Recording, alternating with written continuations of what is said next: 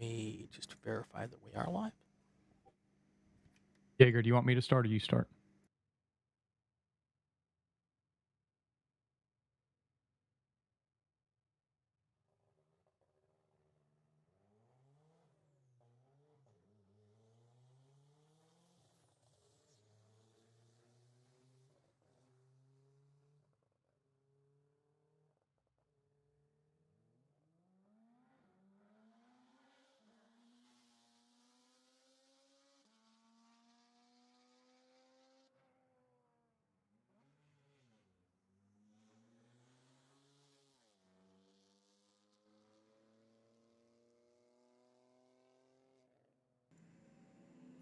The 2026 Global Time Attack season has officially begun. Welcome to round one at Thunderhill Raceway Park, sitting just outside Willows, California. 3 miles, 15 turns, blind crests, flowing corners, long straights. This course has everything a time attacker could ask for. It's all about the driver, the car, and the clock. Fastest time this weekend wins, one perfect lap. I'm Mark Kilgore, and today is Mark Jaeger. Jaeger, as we see cars out on track, how are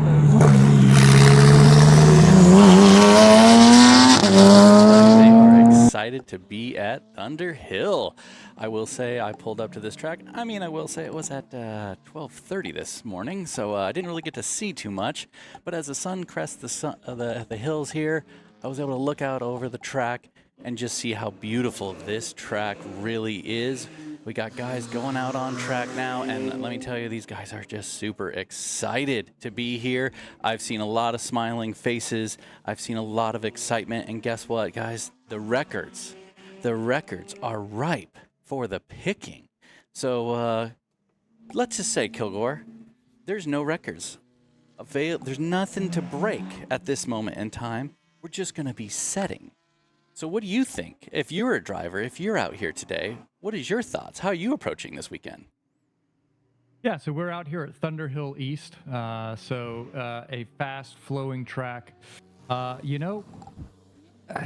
This weekend, the weather's going to be good. So, there's always that question, as a time attacker, you probably want to ease into things. You've got a number of sessions this weekend. So make sure the car's set up, get everything in the right window, and then you want to go for that flying lap. We've got cars, as you see, coming around on the out lap. These guys are warming up the tires. We got Bailey Woods out front in his E36 M3 running in limited class. We got a number of other cars who are going to be coming behind him. So I am super excited to see where the times end up. Are we going to be under 2 minutes? I think maybe so. We shall see. Oh, man. Bailey Woods is starting his first lap. And, of course, we got that Audi R8 that's really, really popular. That thing is awesome. Driven by George Zhao. That thing is absolutely stupendous. Like you said, so one thing that's kind of bad so far is we already have on this, and they are not watching their rearview mirrors right now. So sadly, but Bailey's going to be going out there and trying to turn the fastest lap. We just said, and that's simply, we're going to do a build. Many of these guys, this is their first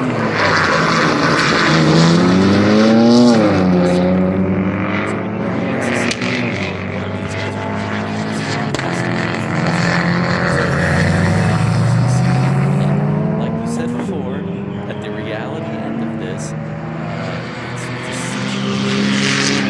people are going to be building up. This isn't going to be a situation where guys run right out the gate and run their fastest lap possible. Oh, we got a black flag, guys. Just throwing it out there. We got a black flag.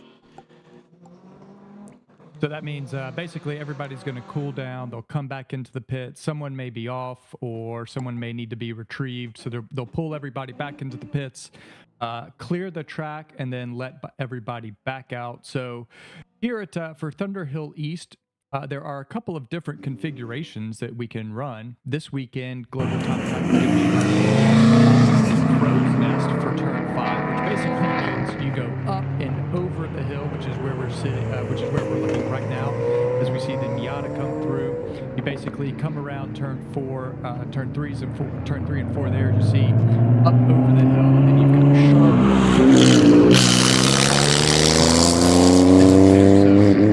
Excited to see. This is going to be a fantastic view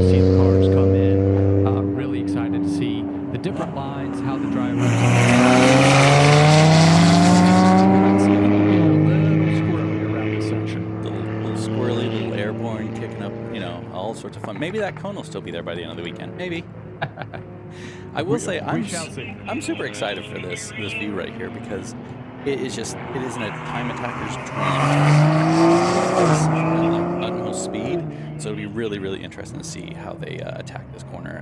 And again, this viewpoint is, I mean, this is basically what I'm looking at, Kilgore, is this view is absolutely stupendous. Love looking at all these hills out in the wayside. So we're going to have everybody come back in. They're all at the start finish now in the hot pit area, getting everything coordinated to be able to go back out. Honestly, I'm just going to say this. I know a lot of people would probably be kind of moaning and groaning about the black flag, but that was probably something that was probably really helpful for people trying to learn the track a little bit better. Gives them a little bit of a slow roll to go out and like see what the track is all about. And then it allows them to go back out with a warmer tire understanding of what to do next. So that could be hugely beneficial to some of the guys out there. Uh-oh, we got a guy coming up, running the hill. It looks like they just took away the crow's nest. Oh, they might have taken away the crow's nest. I was just about to say, it looks like that they've moved the cones, taking away, the crow's nest, which we kind of refer to as where you go up turn 5 and then back down. There is a bypass, so that's what a lot of people call that section. So not sure what's going on. We will see if we can track that down and figure that out. Our understanding was that we were going to be running the crow's nest, but looks like that is not going to be the distance. The cars have been released back out on track, and so for all the viewers out there, the way that Global Time Attack is run is that I think we're going to have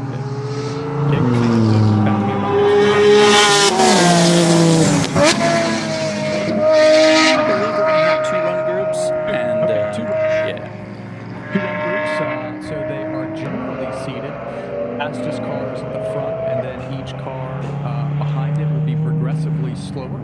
And as Jaeger was alluding to earlier, that should each person, that means that someone faster, someone behind them is going to be slower. So that usually limits the amount of traffic that people have. And we can confirm that they are going to be doing the bypass. So they are not going to be going up over the crow's nest turn 5A. So I guess you could just forget everything we said about how excited we are to see that. But still, the bypass is still fun because you still have a blind entry up over a crest and then down the other side into turn 5A. So it's still going to be a lot of fun. So I'm still excited. Oh, Jaeger, what do you think? So one thing I just want to point out, so I saw something from Isaac Torres just a second ago. So great sportsmanship, absolutely amazing. I love seeing stuff like this. He knew that a competitor that was driving the 911, J-Pan, was faster than him. And because of where he'd shuffled in and placed himself in the grid, as they went out and to get their warm-up lap in before they start their hot laps here, he allowed him to go by. Just heads up move from Isaac there, and that's a great sportsmanship as well. So I just really want to point that out.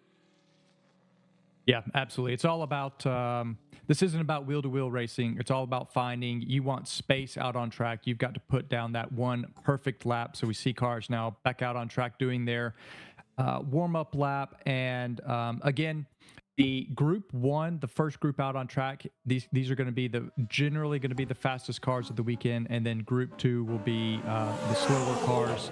So as we see all those cars going around, and you see the schedule, you can know that group one is generally going to be the fastest time cars. And Jaeger, why don't you give us a quick rundown of the classes that we have here and how people can identify them with the banners?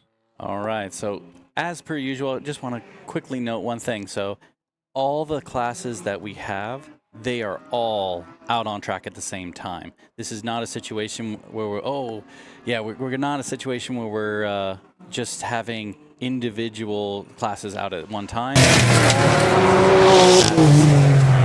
So what we have right now is we have Unlimited, Limited, Street, and Enthusiast. All of those classes.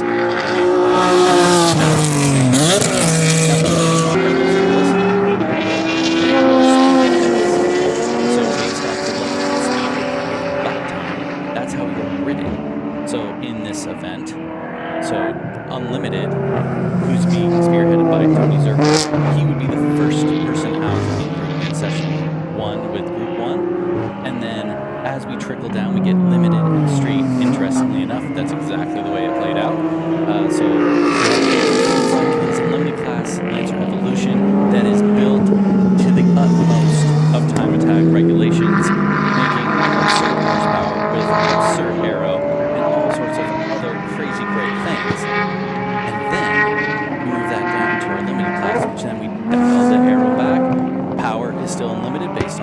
up that this is time attack.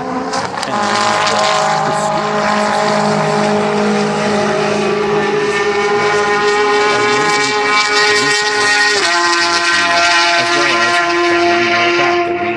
then we have the splitters can only be 5 inches from protruding edges, things like that. So all of those concepts come into play as you build those classes.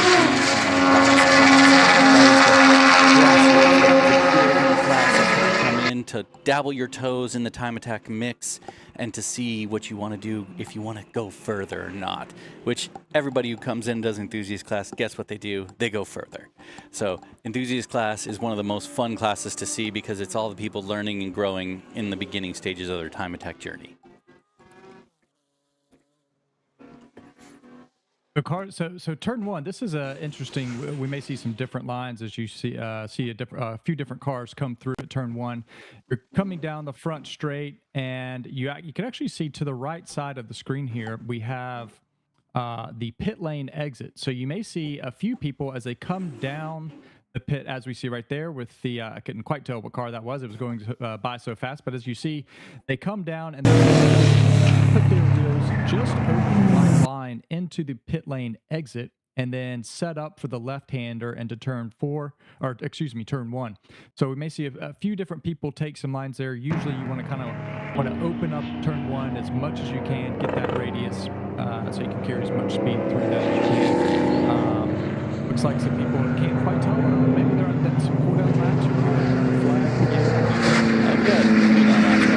So they did their first couple of fast laps, and so we're seeing the cooldown laps, trying to give each other some space, and it's just kind of building, right? It's going to be a lot of building throughout this weekend because a lot of people haven't been to this track before. One thing I want to touch on, you mentioned that turn one, going into that corner there, they utilize that edge, right? Every last inch of track has to be utilized.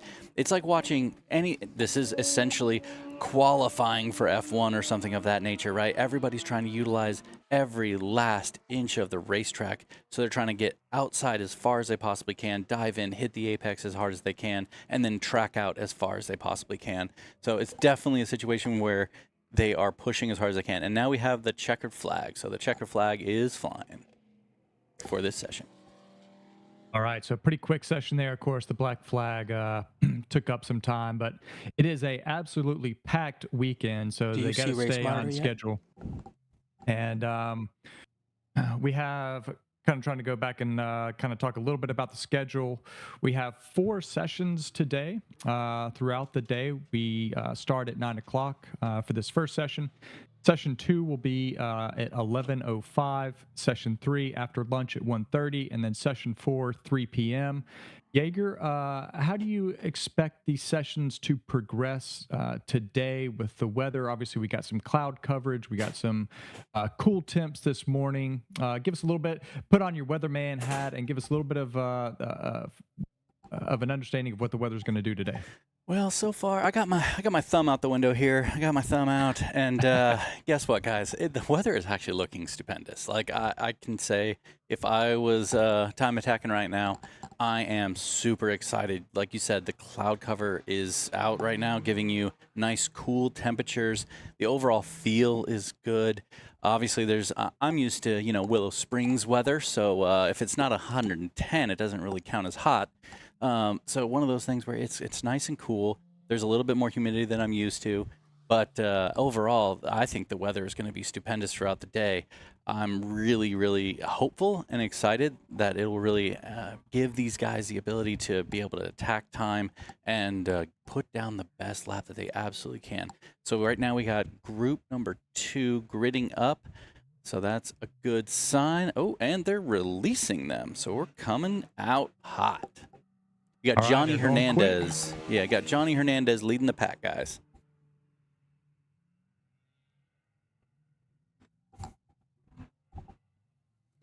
One thing to note, so within time attack, right, one of the things that you really have to remember and continue to think about is your spacing.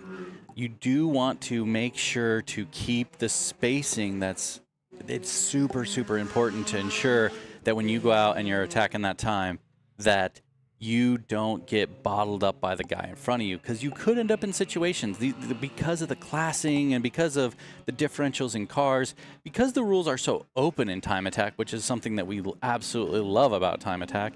You could end up in a situation where, kind of like at a track day, you end up being behind a Miata who's slower in the straights, but yet is faster in the corners. So you have to ensure to give that gap, because he might be faster as the overall lap, but you might catch him and bleed off some of your time in the straights, or inversely, right? So kind of, Kilgore, you've time attacked a few times in your life. Tell me a little bit about that. How would you make sure to keep your gap to ensure that you're going to get the best lap possible?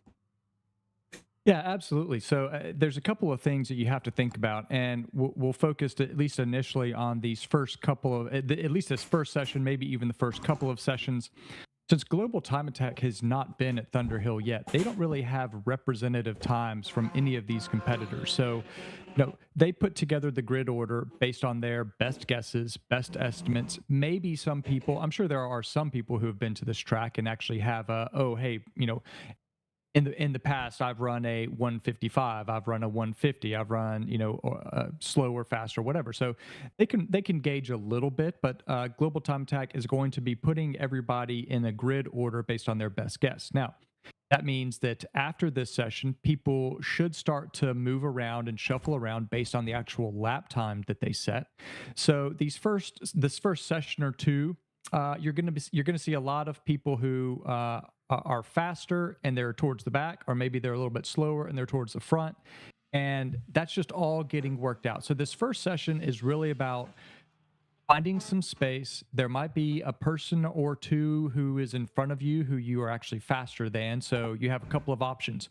Do I fall back a little bit further, give them a buffer, and try and set a lap that is more representative? Or do I try and get closer to them, use my power, use my cornering speed, whatever it is, wherever I am faster, to try and get by them to find some better track?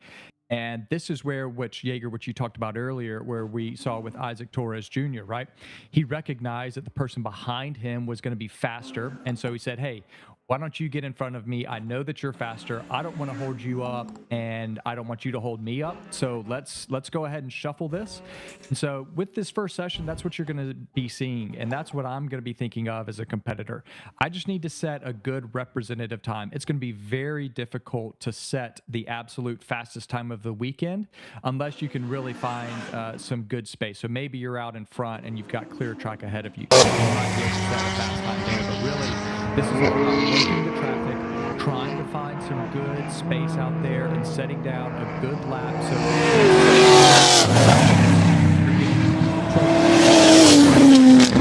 more opportunities to And speaking of lap times, so now you have lap times available for you on the side of your screen, so you can check that out. So if you want to follow along a little bit more in depth, please go to racemonitor.com, and you can go find us at GTA Thunderhill, and you can go find out all your favorite drivers and their lap times that they're putting down for the weekend.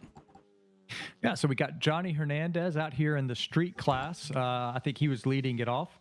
He is in a Honda Civic Type R. He has done a lot of work to that, and so he's expecting to be a sub 2 minute.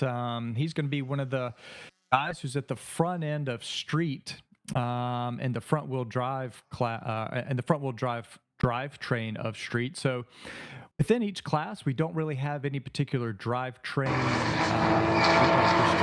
So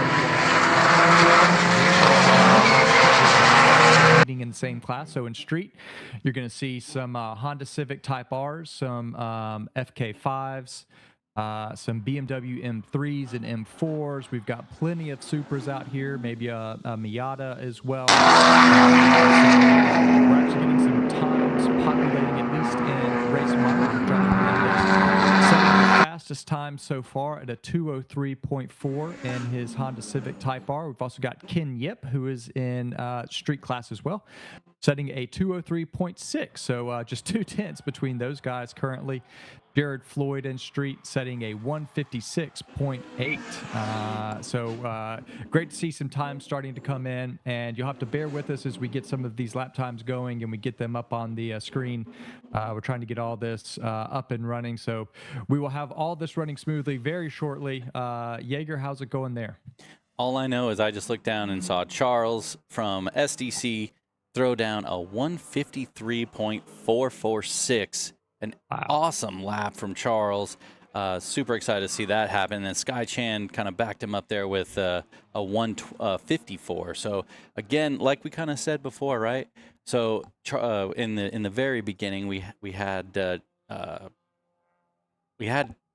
Civic go out in the front of the group, and now we're going to have Charles essentially be further back in the group, and now he's going to be catching up. So it's definitely one of those situations where we're going to see this kind of shuffle happen as the time goes on, and that's what we're going to be doing. We're going to be shuffling people all around left and right. We're going to have people moving from group 1 to group 2, 2 to 1. It's going to be kind of a wild little party here. One of the things they talked about in the beginning in the drivers meeting was they're going to be doing so after one session, they're going to be reorganizing the groups based on lap time. So big thing there is that is exponentially a positive for the drivers, because after each session, if they're regrouping and initializing the times and reorganizing that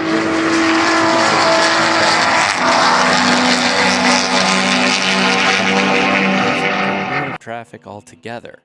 I think me and Kilgore both know that one of the hardest things about time attack is understanding whether you're going to be on a hot lap or a cooldown. Like we already talked about, the weather is freaking fantastic. Like, so at the end of the day, I don't think it's going to be a huge component in these early sessions, but I have to say, as it gets later in the day and it gets a little hotter, those type of things come into play. So you always have to work with the people around you in your session, in your group, to understand, hey, are you going to do 2 hot laps? You can do 1 hot lap. You can do 3 hot laps. It gives a good understanding of what you can do within your group to ensure that you're being able to put down your fastest lap humanly possible. What's kind of your strategy there, Kilgore? I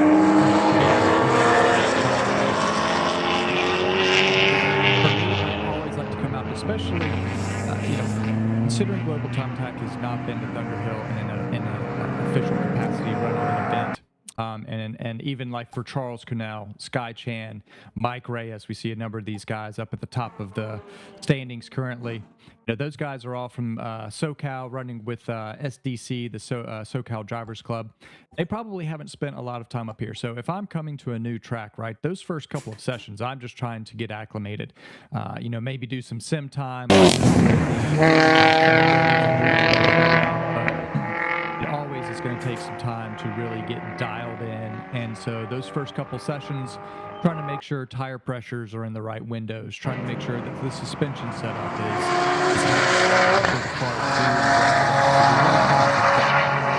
much as possible, and then from there, once I start feeling confidence in the car, I start pushing a little bit more, and start chipping away at those times. And so I think that's what we can see. I think that's what we can see and expect quite a bit as we move through today. And then we all know that Sunday morning, day 2, those are going to be when the fastest times are going to be set. Everyone's had the first day to get their car dialed in, and then you've had some time to go back, look at data, maybe make some even bigger changes to the car overnight if needed, maybe make some repairs. And then, if possible, you throw on a new set of tires Sunday morning, and then you go out for an absolute ripper. And that is when I think we can expect to see a lot of the records be set. Today, everyone's going to be setting their times and then chipping away, making some improvements, and then we'll see some big improvements tomorrow. But Charles Cornell still at a 153.4, leading the pack, hot on his heels, as you said, with Sky Chan with a 153.8, so just 4/10 back. And then we've got Connor Hoovler in the number 403. That is a Nissan 350Z in third. He is a limited class car, currently sitting at a 154.145. Hot on his heels is Mike Reyes in street class at a 154.169. So just 200s back between the number 403 and the number 923. This is number 3 and 4 out on track. Of course, those guys are not in the same class. That's a limited class 350Z and a street class Supra and Mike Reyes. And man, Mike Reyes, he's got a new livery this year. That thing is looking spicy, Yeah, looking it is. hot. Yeah, it is. You know, he always tries to come up with something cool and great. You know, I was fortunate enough to grab some of his Boss Vision setups to go on your helmet to give you amazing visuals when you're in the car driving around. So if you don't have Boss Vision on your helmet, in your life, I'm just gonna throw it out there. Go check out Boss Racing and go pick up one of his Boss Vision GoPro or whatever the other cameras that they have available. I don't know, DJI shenanigans. Go check those things out, because this thing, it makes it so that your footage from the track days, it makes it so people actually want to watch it versus a static GoPro camera. So go check those things out, man. Just got to give him a huge shout out for making a cool product for racers that works amazing. Absolutely. Looks like we've got a checkered flag on the session. So, man, that was super quick. First 2 sessions done and dusted. It looks like, you know, for the most part, everyone had a good session out there. We didn't have any major offs, at least not that we saw. Had a quick black flag in session number and group 1 for session 1, but they got them quickly released out on track. And that was just based on the changing the configuration. Not that anybody did anything as a silly goose, running off track or laying down fluid. So I'm actually really proud, man. I'm really proud of all these time attackers. No one went off. I was about to say the same thing. They've come out and they're, you know, for the first round of global time attack for 2026, all the builds are holding together. We don't have a bunch of fluid down. Nobody's acting crazy and spinning and going off course. So great to see all the drivers out there doing a great job in session 1. Well, thank you for following us for the first 2 sessions, and we'll be back for the second group of sessions here shortly. Yep, that'll start at 11:05.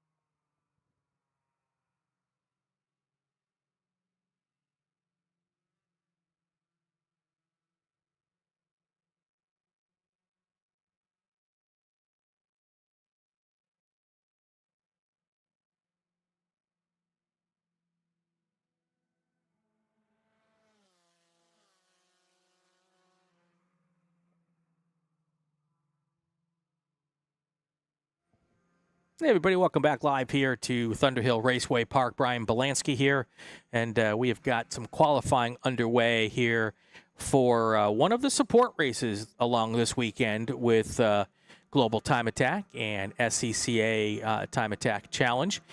This is the Spec Racer Ford group from San Francisco region of the SCCA out here at Thunderhill. And we're going to have a qualifying session this morning, and then this afternoon there'll be a race. So the qualifying that we're doing right now is setting the times for our race this afternoon. Then this afternoon's race times, the best times from that race, will set the grid for tomorrow's second race. And then there'll be a third race in the afternoon, or a third race, yes, tomorrow afternoon as well. And that third race will have qualifying time set from the second race. Does that make any sense to anybody? It's a lot of moving parts here.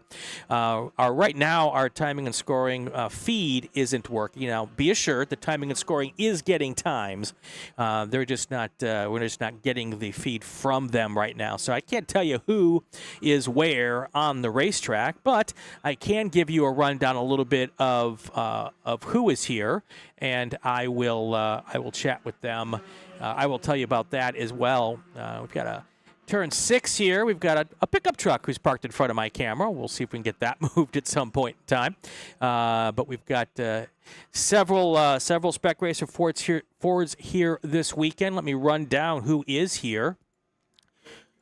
Let's see here. Joshua Justice is here in the 00 car. He is out of Bel Air, Texas, in the Bulldog Motorsports entry. Eric Fulkerson is here in his Spec Racer Ford car number 5 out of Walnut Creek. Also, Joe Koo is here in the number 6 car from Walnut Creek, followed by Michael Woolley from Newcastle, California. Xavier Koo is here as well this weekend in his number 10 car. Garrett Dixon and Paul Tredelius is here. Bill Booth in the 57 car. Brandon Lewis in the 66 car. Car number 67 is Sean O'Boyle. And Jerry Applis is here in the number 71 car to Newcastle, California. Eric Hand here this weekend out of San Jose. Paul Luca in the number 83 car from Sonoma. And we've got Phil Hodgson in car number 91 out of Rescue, California. Jake Woolley is here in the number 3 car. He is out of Newcastle. Also out of Newcastle, Ken Woolley in the number 41 car, and Robert Bretson. So that is who is here with us this weekend. And we are here for a great weekend of motorsports action here at Thunderhill this weekend. And top billing this weekend, of course, GTA Grand Global Time Attack, as well as a Spec Racer, SCCA Time Attack Challenge. Now, the Time Attack Challenge cars will be here this on tomorrow's racing. Thunderhill is so large, there's 2 racetracks here. And the racetrack that we're on right now is the East Course. There's a West Course as well, and they can combine them for one big 5-mile course, I believe is the length of that course. But this weekend, they've split it up into 2 courses, which they often do here. We're racing today on the East Course. So today we have Time Attack Challenge, Spec Racer Ford 3 from the San Francisco region. We've also got some HPDE, High Performance Driving Experience action here this weekend. And also, then on Sunday's action, tomorrow, we'll have the SCCA Time Attack Challenge here with us this weekend. So a much more packed program tomorrow on this course. So we're sharing it for a big weekend. Really interesting having all these different 3 groups together. Fantastic for the sport, by the way, to be able to bring all of these different racers together here. A lot of times the groups don't work together on a regular basis, but they're working together this weekend. It's fantastic to give everybody a chance to kind of feel and experience what the other race groups do as well. And hopefully maybe we'll share drivers and cars at other events as well. So again, don't have any data from timing and scoring. They're getting the data in timing and scoring, but they're not getting it out to us at the moment. So I apologize for not being able to tell you who is starting where, but when the time comes, when race time comes for this group, and that will be today at 4:30 p.m. Pacific time, we'll definitely know who is where.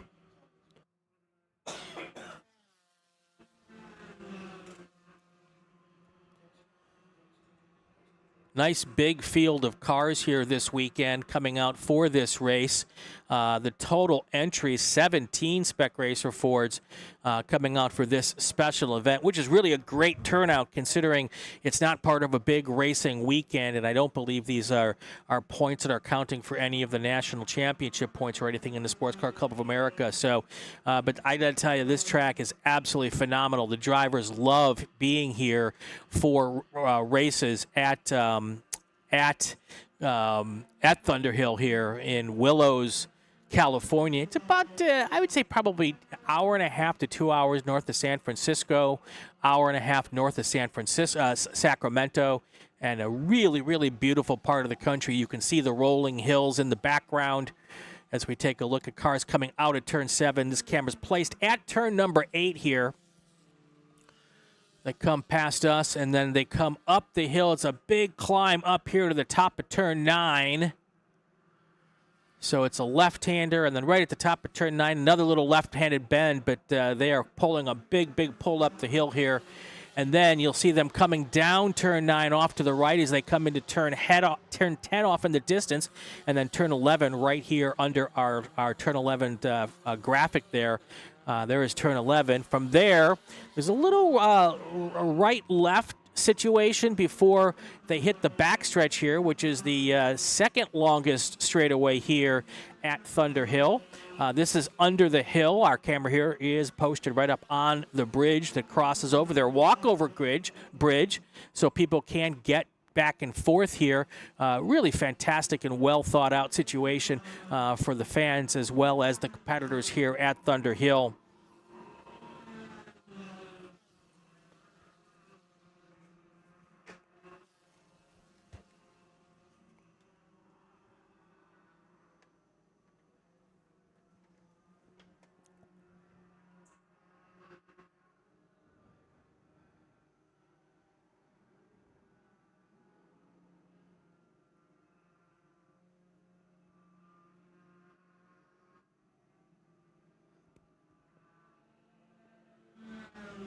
Checking real quick to see if I might have timing and scoring from a different computer here.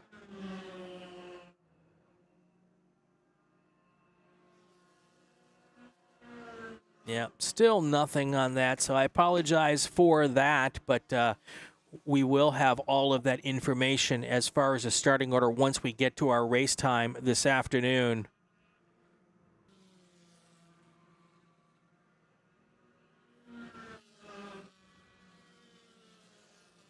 Following this qualifying session, we'll be on with resuming our coverage for Global Time Attack. They'll have the next 3 sessions up here, and then we'll take a break for lunch, and then come back with a lot more racing action this afternoon. So tons of stuff coming your way on our live stream today. And it is really and it's a beautiful day here at Thunderhill. Chamber of Commerce weather. This morning it was just below 60 degrees when I came out to set up the cameras this morning. Right now here at Thunderhill, it's a beautiful 70 degrees. We're supposed to get up to 80 today and 88 tomorrow. So it would be really perfect weather here, you know, in late May here at Thunderhill.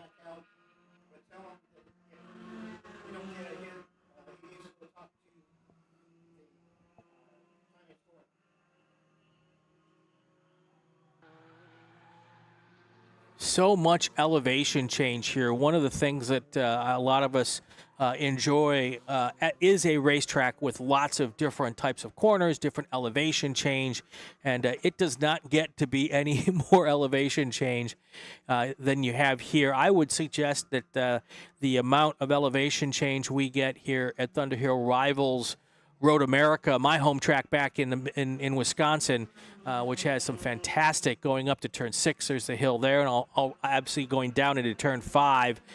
It just so much beautiful through the forest there. Here, different type of topography. It's got its own amazing beauty here as well. But yeah, just very nice. There's a big old cell phone tower there in the background, so we can get our cameras out to our remote servers and get you the broadcast here today.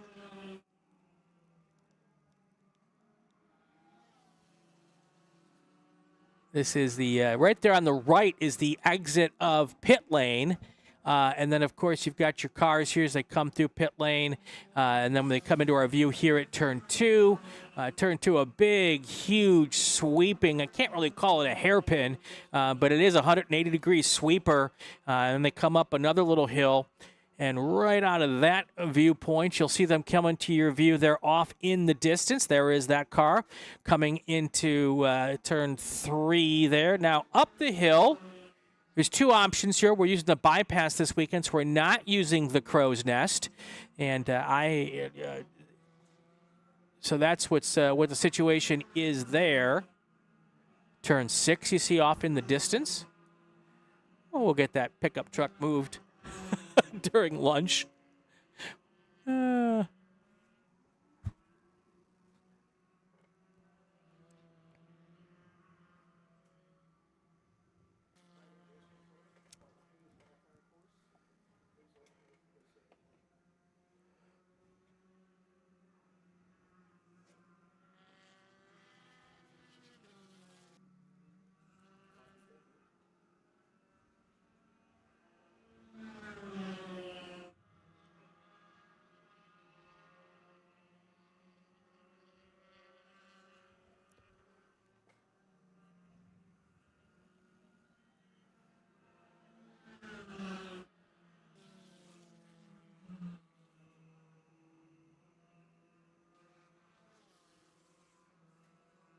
You can see just so by the time they get to this camera here, they are pretty much full song here.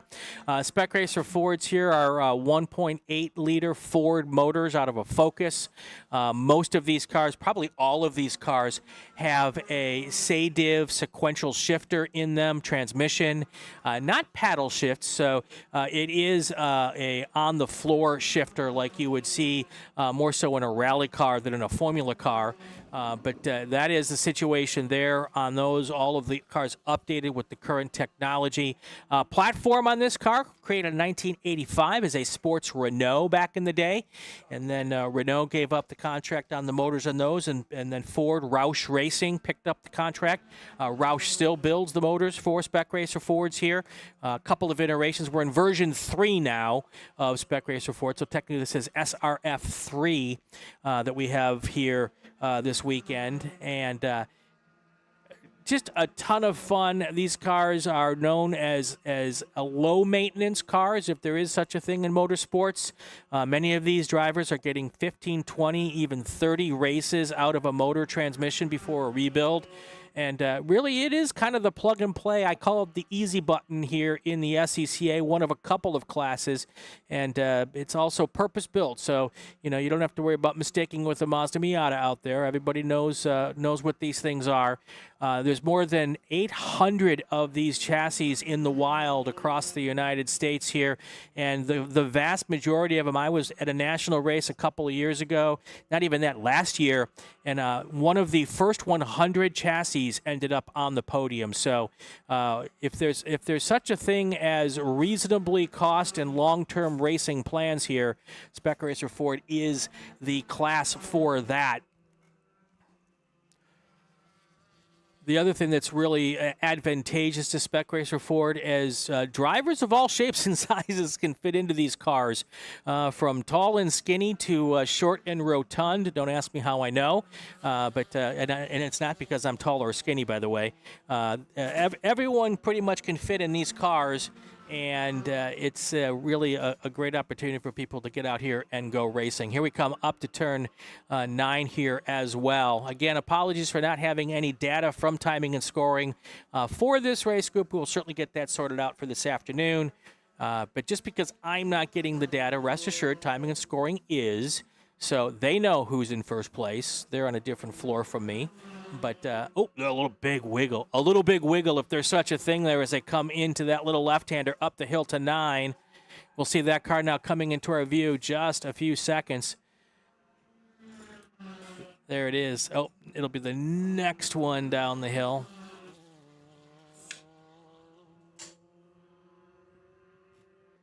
Coming into the last probably 5 minutes of this session, drivers really trying to put in that last good lap here. These tires, they usually have their fast lap on lap 4, maybe lap 3 or 4 once they get up to temperature. But what doesn't happen is while there might be just a tiny bit of fall off, these tires do stay very, very steady in their performance throughout a whole session, and actually throughout a whole weekend. These cars are often start the weekend on a set of tires and run the same set of tires for the entire weekend. And if you're on a budget, there are drivers out here who are probably 2 or 3 weekends into a set of tires. So very, very popular format for that. Again, an attempt at being cost effective.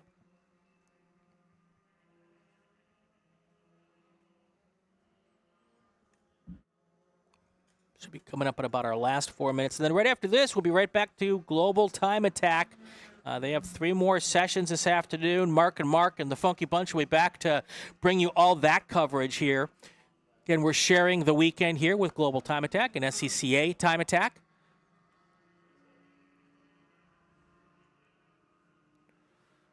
They bring in the B team for this race to do the announcing here. Announcing and pressing buttons, so forgive me if I miss a camera switch here or there. It is, as I like to tell people, I'm a pretty good announcer and I'm a pretty good director, but when you put the two together, something's gonna be sacrificed. But we have a good time doing it nonetheless.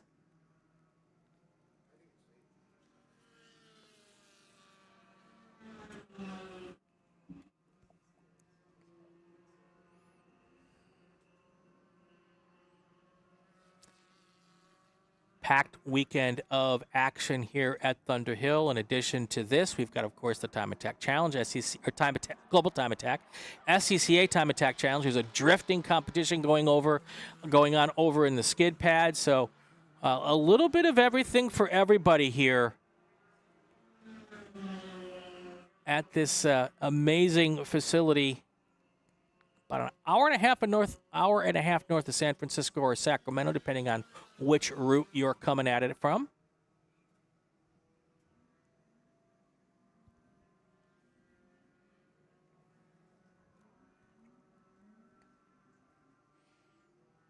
We're expecting 17 cars to take the green flag this afternoon at 4:30 p.m. Pacific time. We'll have all of that coverage. Now, this qualifying session sets the starting order for this afternoon's race. And the best time in this afternoon's race will set the order for tomorrow morning's race. And then the best time out of tomorrow morning's race will set the times for the final race of the day for these guys tomorrow. And that will be, let's see, their last race tomorrow is at 3:20. So they've got a race tomorrow morning here for the Spec Racer Fords at 12:15, just after 12:15 tomorrow. And then our final race of the day tomorrow is at 3:20 p.m. for these cars. So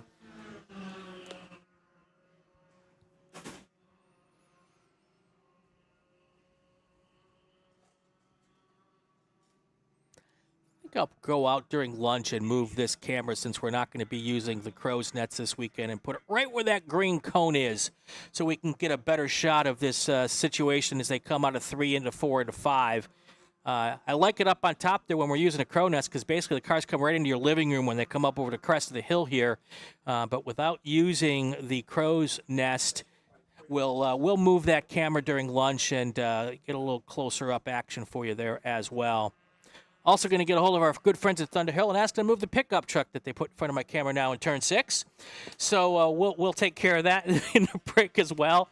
And you know, it's funny when we come and do these races. Not everybody is used to having TV here for the weekend. So and my cameras are really tiny. If you don't know you're there, it's not going to like jump out in front of you and they'll say, "Oh my gosh, I'm perched in front of a camera." You got to really be looking for them. So we will. Last weekend, we were here 2 weekends ago, and we had people jumping over the fence to go get their hats that blew off their heads over at the bridge because there was 40 to 50 mile an hour winds.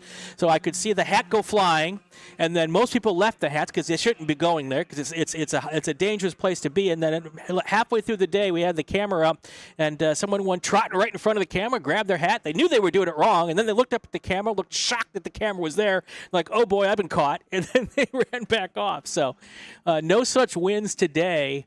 Good news for that. The cameras were all shaky and jiggly last weekend or 2 weekends ago. We don't have that issue today, so that was pretty funny. We see it all here over the years doing these broadcasts.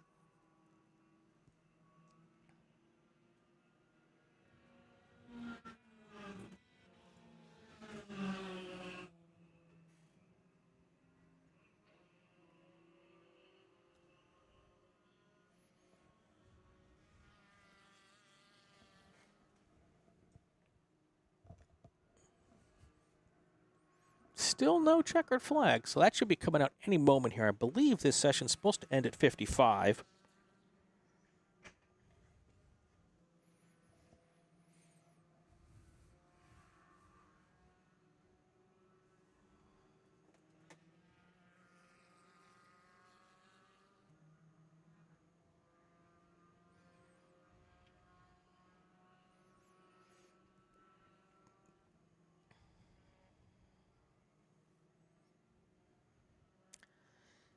Once this session is over, we'll have 3 more global time attack sessions before we take a break for lunch. So those will. Oh, actually, I read the clock wrong. This is going to go all the way to 11 o'clock. You know, they give me the schedule. It would be helpful if I'd actually look at the schedule and read it. So the driver's going to get probably 2 more laps here before they call it a day.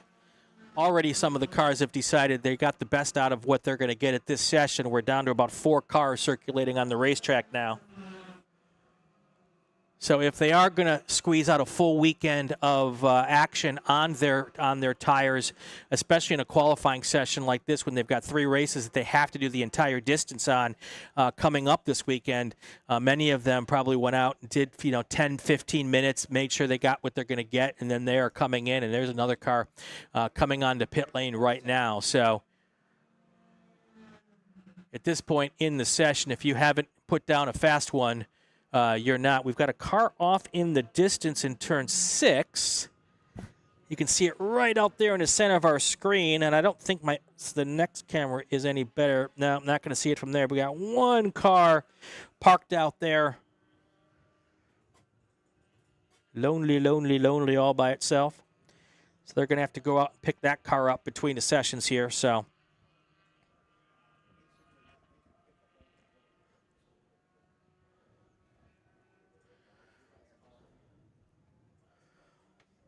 one thing I did learn here 2 weeks ago is they have some of the best course rescue folks here in that I've seen in a long time. They were really fast to get out there and get the track cleaned up. We had a couple of big schmozzles, and they were out there really fast with a bunch of folks.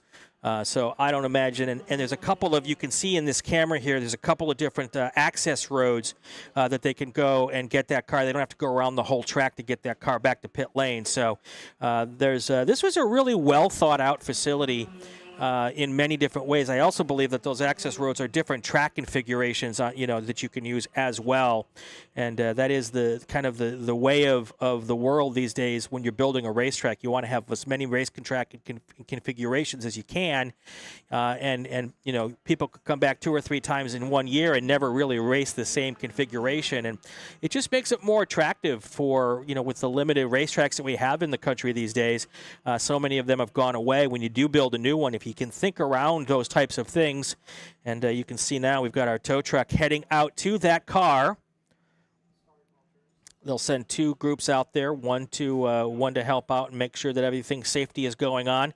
No one gets hurt when they go for the pickup, and the other one will do the job to get the car up in the air and move it out of here, and we'll get back to racing action really quick. So looks like, let me see, can I see a checkered flag? I think the reason I'm not seeing a checkered flag is because there's no cars coming. All right, we're going to call it a day here for this session here. Coming up here in about 5 minutes, more Global Time Attack. I'm Brian Polanski, and we here at Thunderhill. We're back in just a few minutes.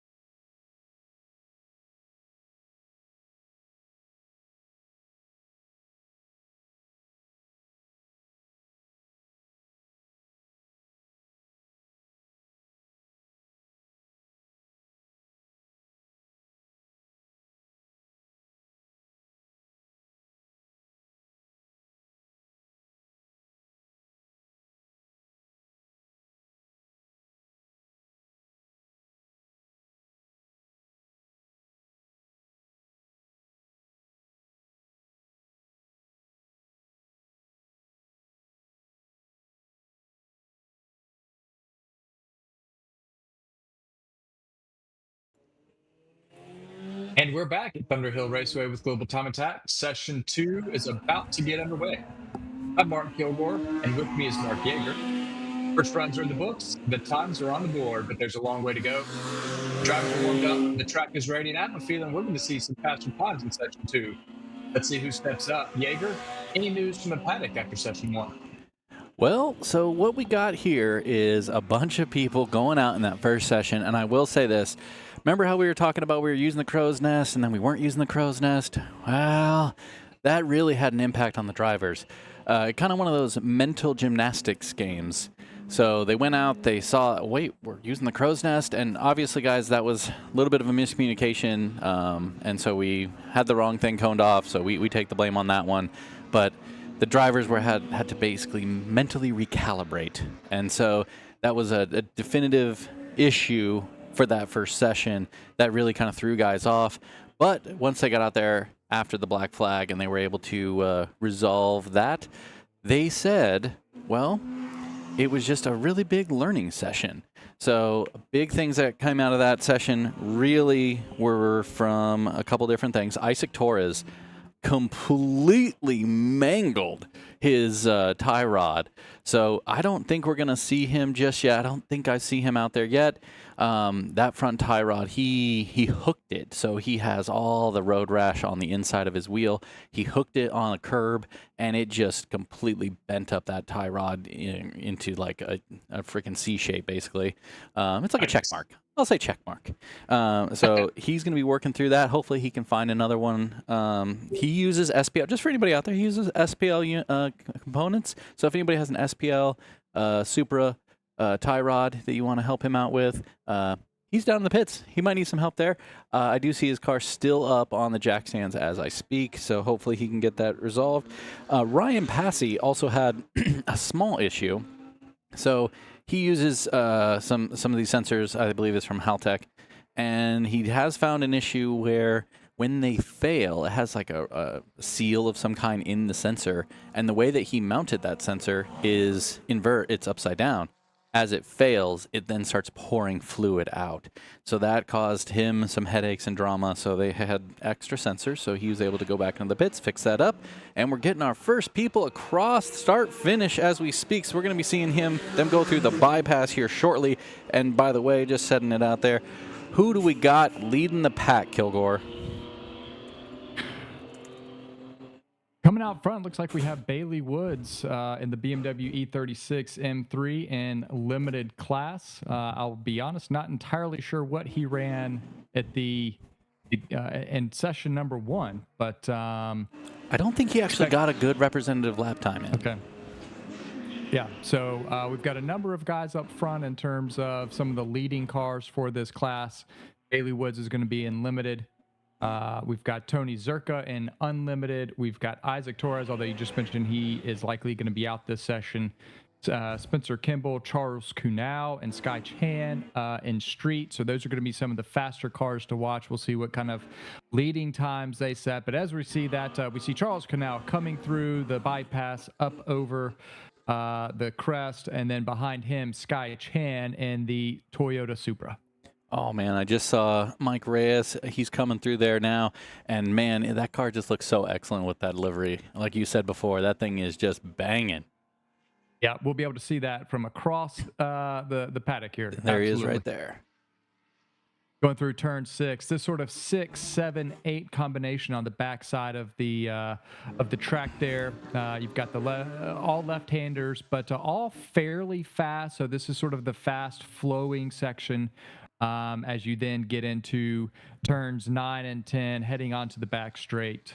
And just to clarify, so when I talked to Isaac Torres, I think he said it was turn 8 that hooked his wheel, and that was the turn that kind of grabbed him there. Also talking to our Joel Reyes, Mike Reyes, sorry.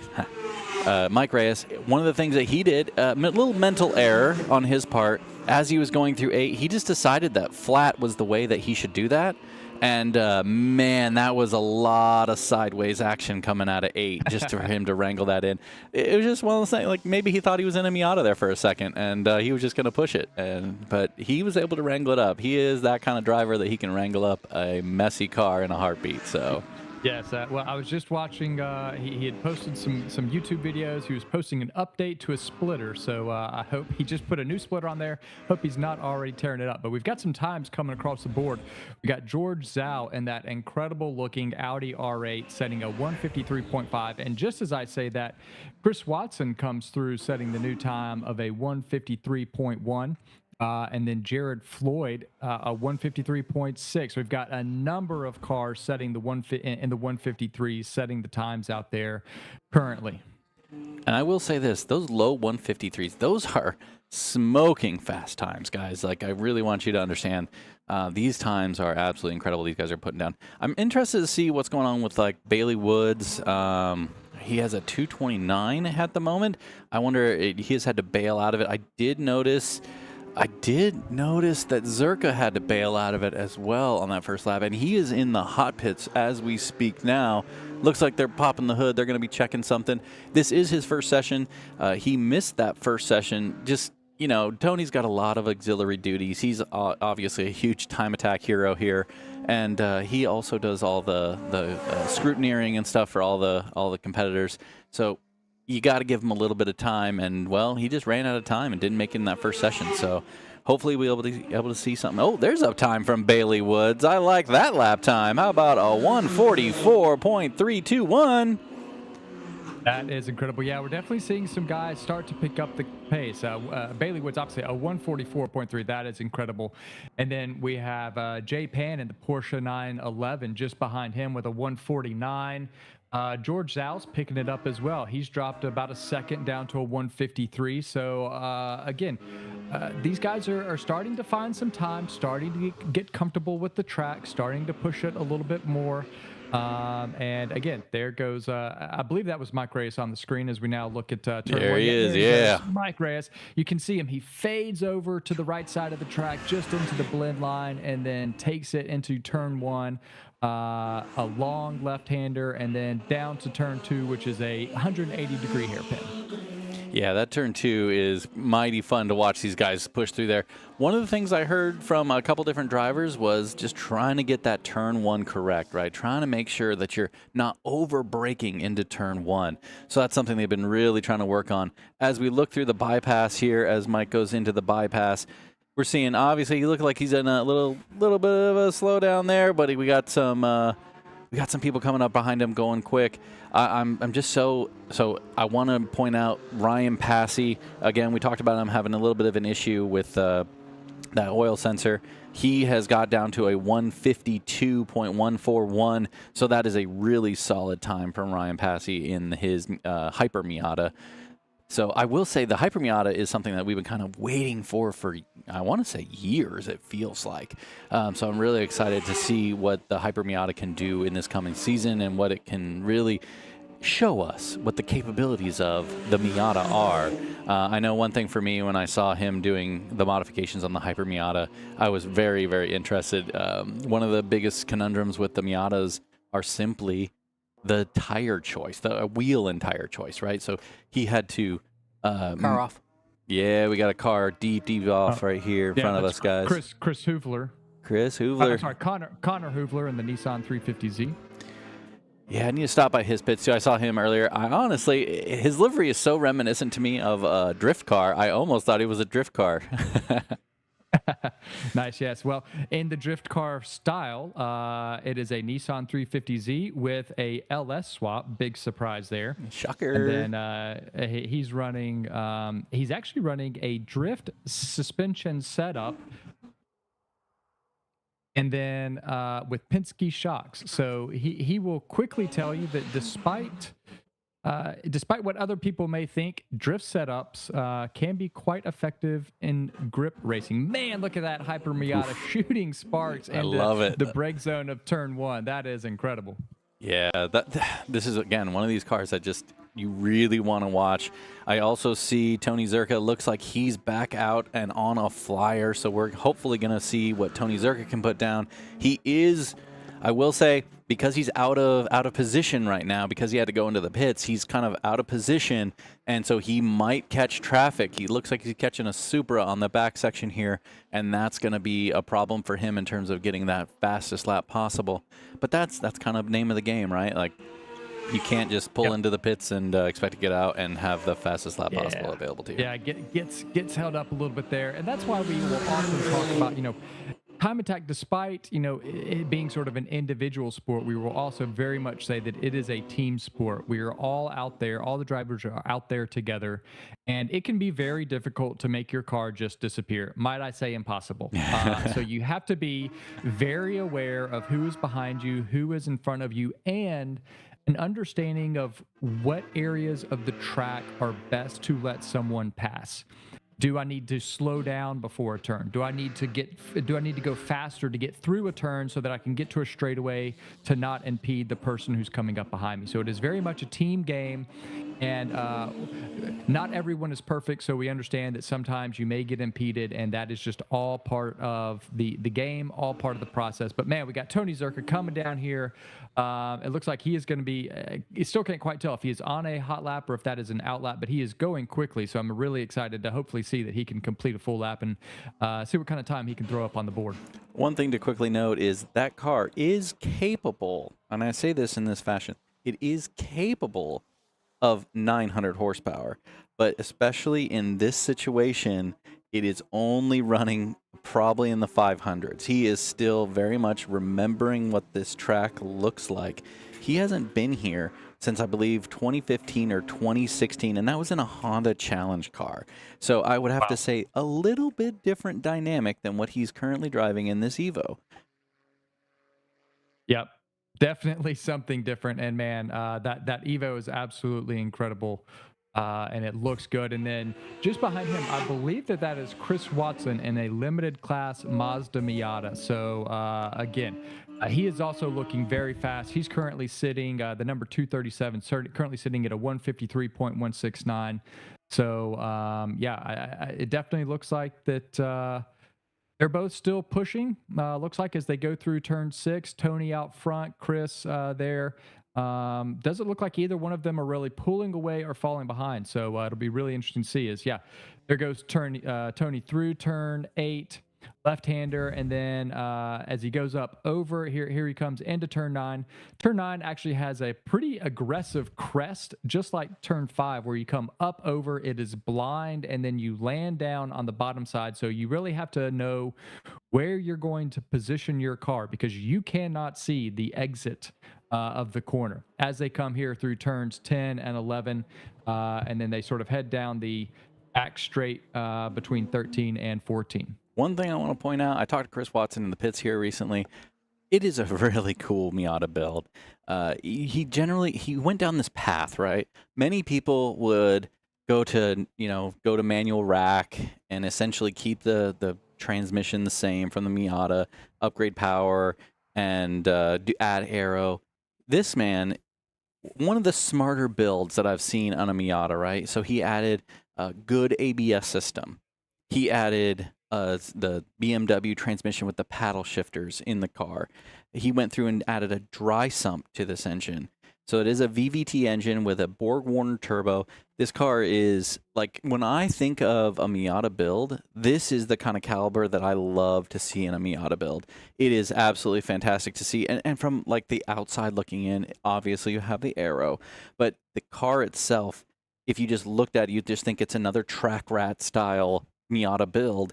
But it has all these key components, as he said, that keep it reliable, to make it so that he can go and turn as many laps as feasibly possible and allow him to just really turn those laps into good lap time. And we're really seeing it here. I mean, a 153.1? That is a smoking fast time from that Miata. Yes, absolutely. Very good. And that is something that is, very important. It is important to have something that is reliable, obviously, and that's sort of what you were pointing out with Tony Zerka.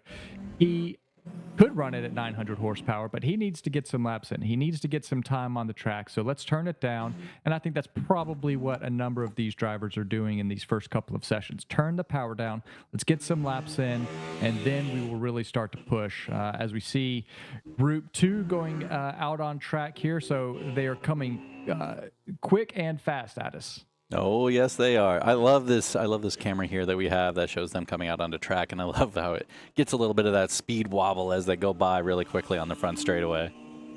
Yep, absolutely. So we got Bruce Thomas and the BMW M3. I think that was an E92 as I saw it go out, but not entirely sure.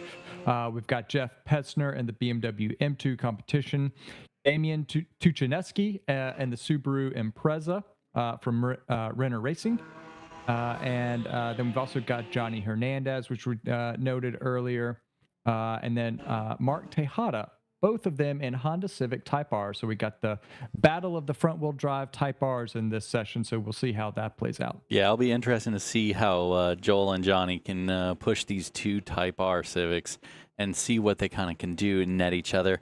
Johnny's been doing a lot of work to this thing. He's really done a really good job. He migrated from the Subaru Impreza to the Type R. I think he got tired of this whole thing of something about engines blowing up in Subarus quite often. I don't know. Maybe not. But at the end of the day, now he's fighting different battles, right? The Type R has its own problems, essentially, with keeping heat. It really struggles to get rid of the heat.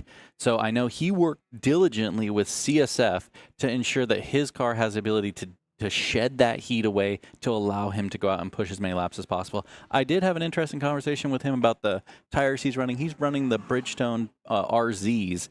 And an interesting thing, kind of the same kind of inputs that he had. I tested those out last weekend at Buttonwell myself. And an interesting factoid there is I didn't really feel like they were like the utmost of, like, it wasn't like a super great impression just from right off the rip. But he does have those, and he's currently running them. But he's got something in the wings to try out later on, maybe tomorrow morning, that he's going to be putting on a different set of tires to see if he can get something a little bit, maybe some AO52s. So we might see some AO52 action from Johnny here in the near future. He did say as well, on that last hot lap that he did, he had to let off on the front straight away, so he does expect to drop considerable times on this session. So we will be able to see. Also, an interesting conversation is Jeff Pesner. So I actually once bought a set of Nankangs from Jeff Pesner. So thanks for Jeff for helping me out with those. He had a little issue, and his car ended up kind of dying. And he didn't have a use for the tires at the moment, so I was able to sneak a set of Nankangs from him for relatively cheap. There you go. Nice. Very nice. On the tire conversation, to give our viewers a little bit of an understanding there, again, we have 4 classes that are generally running. We have Enthusiast, which is going to be the most restrictive rule set, meaning that that allows the least amount of modification, and the Enthusiast class is limited to a 300 treadwear tire rating, which is going to be the highest of the classes, and then Street is going to be limited to a 200 treadwear. And then unlimited. All right. So sorry, I've already misspoke. let me redo that. Enthusiast is a 220. A lot of people will run either a 220 or a 300. And the Michelins, there's a good Michelin tire at 300. I was just going to ask you, is there a good tire to run in the 220 cat? I mean, it's always tough, I will say. It is, yeah. There's only a couple of options that are 220 or higher. And Street, they can run a 200 treadwear, which a lot of these competitors will be running one of the, quote, super 200s, something along the lines of the Yokohama AO52s, the Bridgestone RZs. There's also the Vitors, the Nankangs. So there's a number of choices there. And then in limited, you are able to run a 60 treadwear, and then unlimited, it is basically unlimited. You can actually run slick. So definitely a tire delta between each class. And so as we say that, we've got some times coming in. Bruce Thomas in the BMW M3 setting a 158.1. excuse me, 158.5 on his first lap. I don't know if you noticed it, Mark, but Damien is sneaking around with this 81. So what you see on the screen right now is 81. That is actually Damon Tushiniski's time. So that is the Subaru. Oh, we got a nice little off right here going off in front of me. Sorry about that, guys. They're coming into the bypass now. Oh, there it is. There it is. There it is. Yeah. So yeah, we got Damien sneaking in there with a 155. A car that we'll talk a little bit more about later, but Brian in his Miata, this thing, he does such amazing things with this Miata that he has. I've seen it at various track days, and last year at actual finals, he ended up in a situation where he had rod knock, so he had to drive it home. So keep this in mind, guys. He drove this thing to the track with all this aero on the car. He mounts the splitter to the roof of the car. Now, granted, he is trailering it today, so it makes it a little bit nicer. Obviously, a little bit further of a drive, but yeah, he does some amazing things with this Miata, and it is actually really astounding to watch him drive this thing, whip this thing around. That is really putting the limited in limited class right there. Look at that, 153.523 out of that Miata. Look, we talk about him, and then Brian delivers. That's the way it's supposed to be. Excellent, excellent. Got an E46 M3 there. Let's trying to figure out who that is. That may be Stephen Roth, number 23, coming through. So yeah, coming here through the turn 10, 11 complex. Number of drivers here. Oh yeah, you got Joel. You got Steven Ellis. I talked to Steven Ellis just a little bit in the garage. He's one of the drivers that said one of the things he's really struggling with is that first corner. He's trying to work on making sure he doesn't overbrake. He has a little bit of a fun conundrum with the supercharger where he's trying to make sure that he kind of gets the car lined up, gets it right, maybe slow it down a little bit more to be able to get on power out of the exit and try to really work on that exit. So he's working with that slow in, fast out kind of situation to really extract the most out of that GR86 that he has there.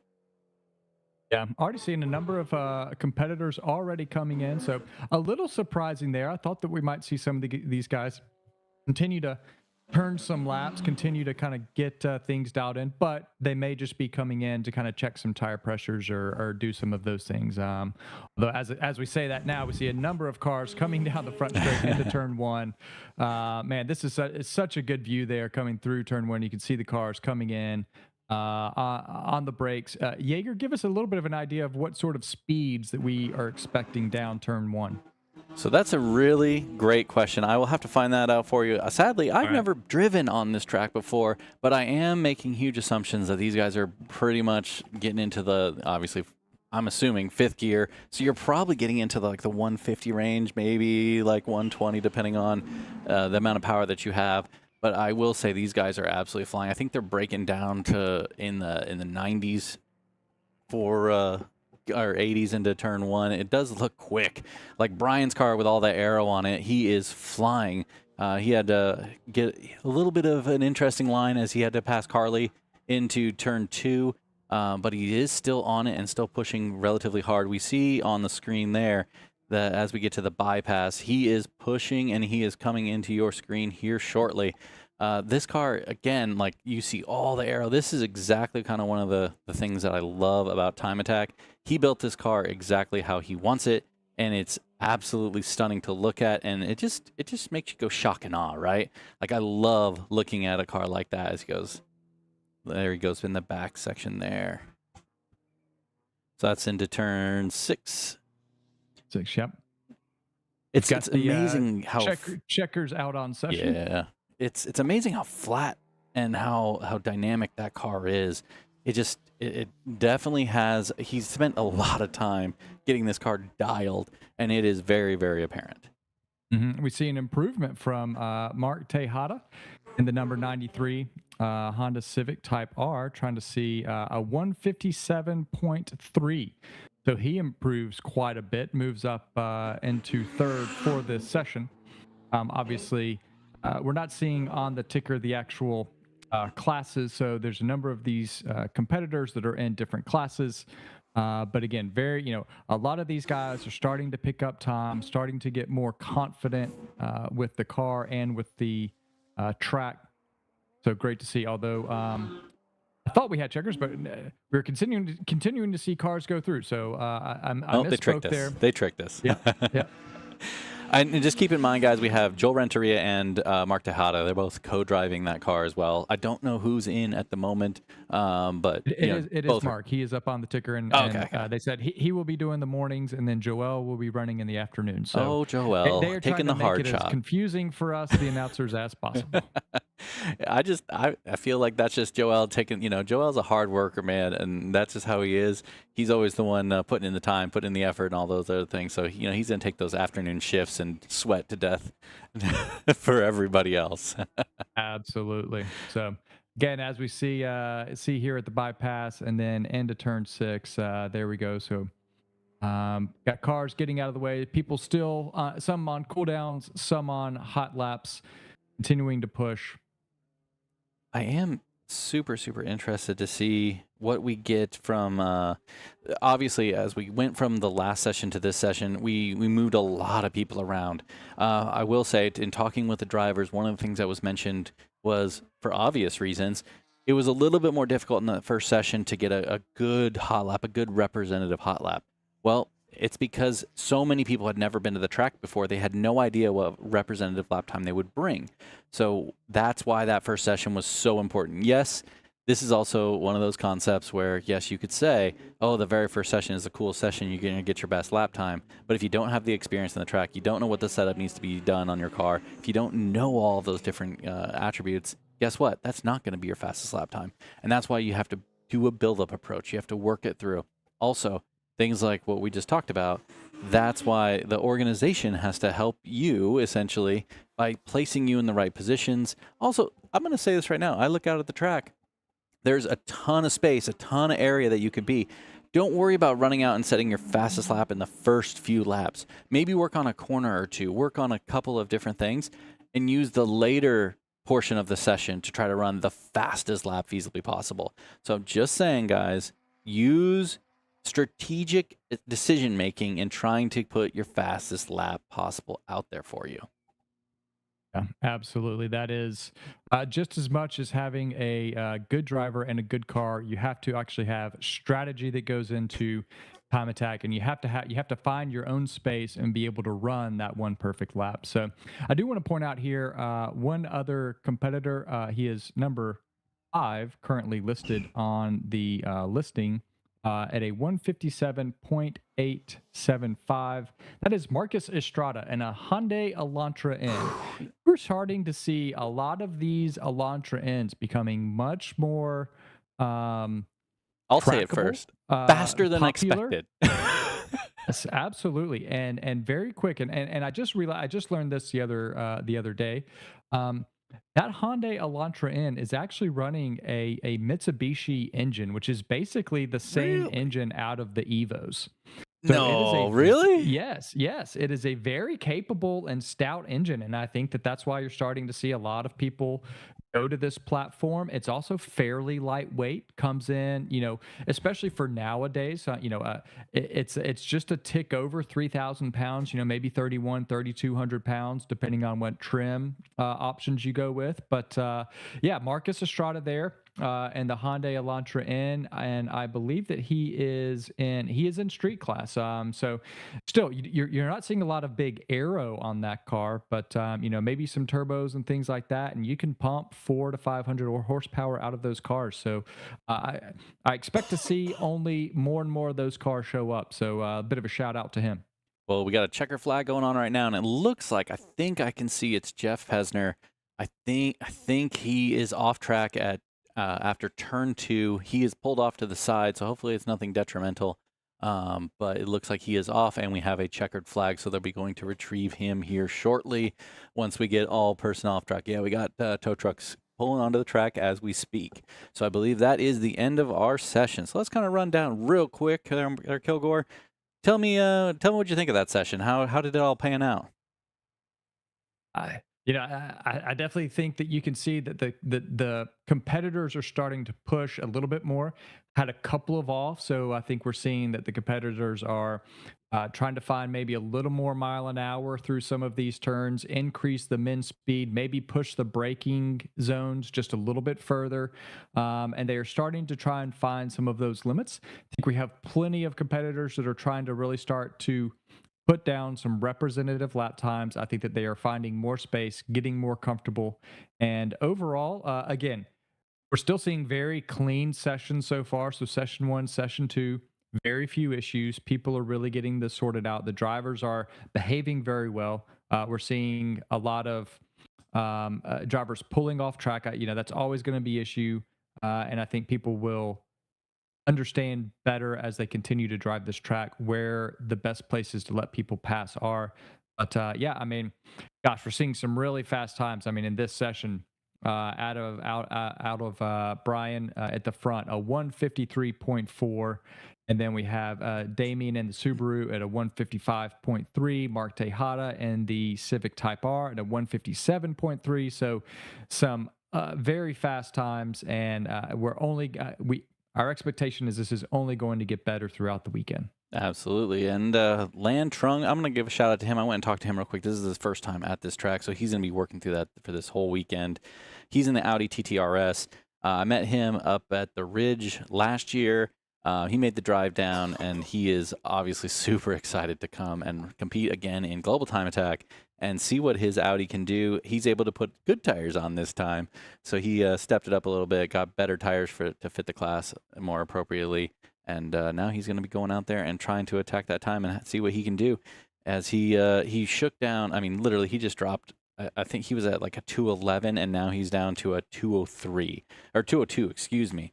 So again, that's what we're going to see, guys. We're going to see these big pickups from these guys as they go and learn the track, understand what they were doing. He said he did use the simulator to try to get himself a little bit more up as he tried to prepare for the track, which. If you want to log in and check out the Perfect Lap podcast, we just did an interview with a sim coach who actually helps you go faster on the sim, which then can translate that to you in real life. I think that was a really cool interview that we did with Davin, and you guys should go check that thing out. We're watching Jeff get pulled off the track now, and other than that, guys, we are excited for more Global Time Attack action for the rest of the day. Absolutely. Schedule will pick back up for session 3 for Global Time Attack at 1:25. So we'll expect a lot of people to still be going out on track. In between them, we've got some HPDE groups, and then we will have a lunch break, and then right back to GTA Group 1, Session 3 at 1:25. I'm Mark Kilgore, and that's Mark Yeager. We'll be right back. I think we still have one more session here, though, right?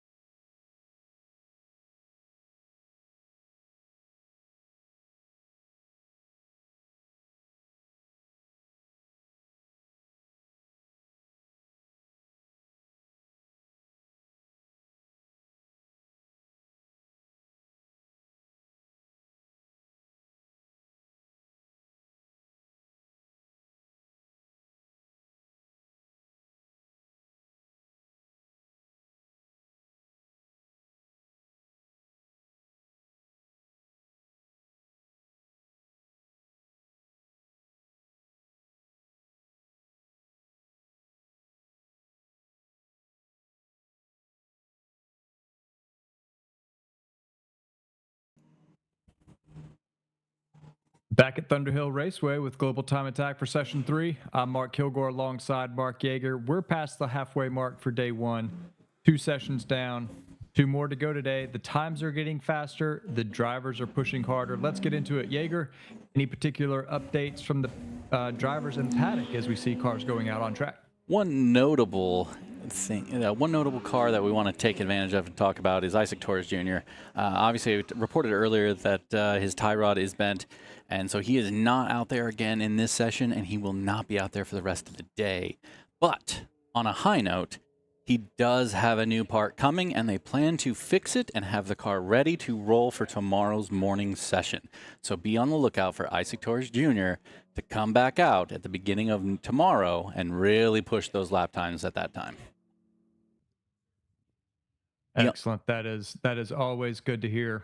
Beyond that, the guys are just saying they're going to use the last 2 sessions of the day as an opportunity to essentially hone, right?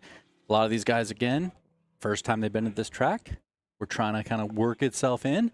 So these sessions are going to be hotter.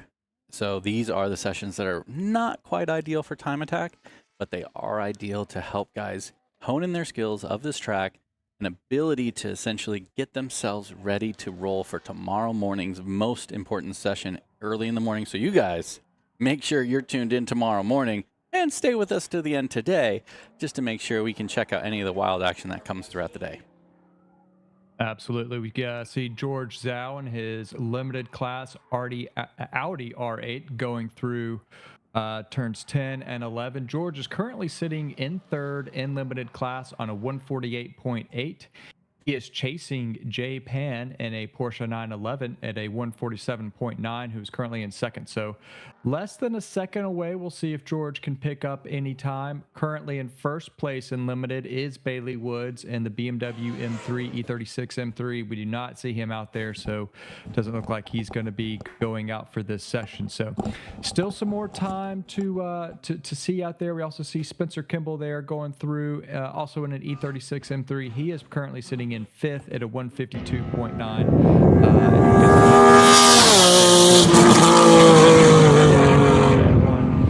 Let's see how these guys are going to go. One thing to note, you guys might have noticed, since we had to move that camera. So Brian was nice enough to go out there and get our cameras all moved and resituated. So now we have this beautiful shot of the bypass that you're seeing Zhao here going through the bypass right now. Yep. Up over turn 5, land on the other side. And then behind him now, here we go. Here's George Zhao coming through turn 6. Carrying as much speed, relying on that downforce as much as he can. And through turn 7, which is just a little bit of a kink, but in some of these cars, that is likely maybe a little bit of a very light brake or just a lift. Comes down through turn 8, picking up a ton of speed and then hard on the brakes as he goes up over 9, lands on the other side for 10 and 11. It is a great track. Man, we're getting some good views here from the cameras. Yeah, I'm really impressed with what we're able to do with the cameras we have. I will say this track is a huge track. I'm looking out the front window here, the side window, and the back windows in the tower. This is an enormous track, an awesome facility. This is definitely much... I mean, I'll say it from this perspective, right? A lot of guys make fun of Button Willow and talk about it as the cowpunk, dunks of the desert type thing. The facility here is absolutely amazing. They do a great job with the garages, the overhangs, the hookups for the RVs. They really do a great job, and I really like them being able to see the hills, and it gives you a lot of offsets in terms of elevations and so on and so forth. They do a lot of off camber, a lot of interesting attributes on the track, which makes the track very challenging to drive. A lot of the drivers have been commenting on that. The aspect of off camber, right? Where track's falling off, the blind corners, that's a huge component of this track that make it really special and make it into a really big driver's track. So we got some lap times up on the board right here. We got a 53, a 52, a 54, and these lap times, they keep improving even though it's getting hotter. Yep, they are. Spencer Kimball there. His last time was a 52.0, so he is very close. I will say, Brian, you're going to have to help me with his last name. I know you know Brian. How do you say that last name there? Oh man. So you know what's funny right. is I talked to Brian earlier today, and it was Spinner. got a spin. Oh man. He It looks looks like like that maybe Passy. no, that's Brian. Oh, that okay. Yep, that is Brian. Yeah, Yep. Brian's giving us a show, man. I'm That's right. gonna call Brian Cash because man, that's about as good as I can do it without butchering it to all hell and high water. So Well, all that to be said, Brian, his previous best time was a 53.4, so he's picked up to a 52.9. So he's picked up over or about half a second. So he was definitely pushing there, maybe pushing just a little bit too hard through turns 3 and 4, and the back end got a little loose. yeah, but you got to be able to push it, right? And that's one thing I love about Brian and what he's able to do with this Miata is he's able to push it. And oh man, Zhao just came across the line with a 150.7, showing that lap times can still get better in this session. Now, granted, Yep. he's still he did do a 148 earlier on, so he's still 2 seconds off that earlier pace. Yeah, he is, but he is clearly pushing hard as well. They're trying to find time and continue to dial in the cars, dial in themselves. But here, at the third session, you, you know, at this point, you're feeling pretty good. You've got a pretty good idea of where the track goes. Man, Zhao absolutely pushing through 4, up over 5. You see that compression through the middle portion of that? Man, there's like Yeah, a that bump was right impressive. there. Oof. I got to get myself out on this track. I'd love to understand what kind of bump there is in that, if that's something that's dynamic with Zhao's car, if that's just something that's inherent to the track itself. Yeah. It is really impressive seeing him continue to push. I mean, this is what, second or third of his hot laps now. So he is just continuing to push that Audi R8 and just get more and more lap time out of it, get more track time. So really good there. Ryan Passy up to a 48.8 in this session. Drop 3/10 right there from a 49.1, so we got some better lap times coming. Yeah, I will say this again. I can't stress it enough. As people go out and do these laps, every lap that they are doing, they're gaining knowledge and understanding of what they can do and how they can accomplish it. And that's exactly what we're expecting to see out of all of these competitors: just a continual level of improvement. Yeah, love seeing that new camera angle 14-15 there. You can really see the double apex as you come off the back. Now comes through, does a 51.4 on that lap. So not an improvement. Looks like he's now cooling off. He may see if he can get the tire temp back down and maybe go for one more.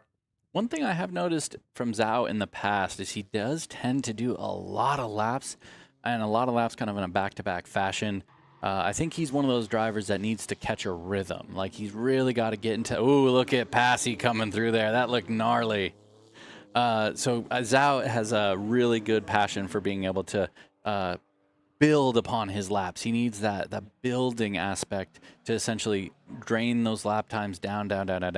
So I think that's just one of those aspects of how Zhao drives and what he expects to do. Passy on a nice heater. Oh, was that a lockup? A little bit of a lockup there, yeah, as he goes into 14. He gets the car turned. Now powering up down the front straight. We'll see as he comes through. 151.2. So not an improvement, but still looks like he is going to continue to push as we see him come down into turn 1. He went over the blend line, hard left through turn 1, now all the way through the hairpin at turn 2, continuing just to... Turn 2 is so much of a patience corner. I mean, it is just a long 180-degree turn. You're just waiting. But now as he comes through turn 3 into turn 4, the his left car is so good, right? Look, little wide. Yes. That back end, he is just fighting it, continuing to find time and grip out there. Goes through turn 5 into to the left-hander of turn 6. Looks like he's got that car set up a little on the loose side in terms of that high-speed arrow. Maybe he could dial that rear arrow up and get himself some more grip. But maybe he's just a driver that really likes it. I know Passy is a driver's driver, right? So he really loves to manhandle this car. I'll be interested to see what kind of setup changes we can ask him that he'll be doing after this to set up for that next session. Absolutely. Comes in, looks like he got past the Supra. Looks like that was pretty clean. Coming in to the turn 10, 11 complex. And then he will soon be down the back straight, as you can see him back there, through 12, through 13, now onto the back straight. He is continuing to be on it, so we will see if he can best his 148.8 On the brakes hard. currently. Look at that. Using all that downforce to help slow the car down, then through that double apex at turn 14, 15. Again, I would love to know. I want to know what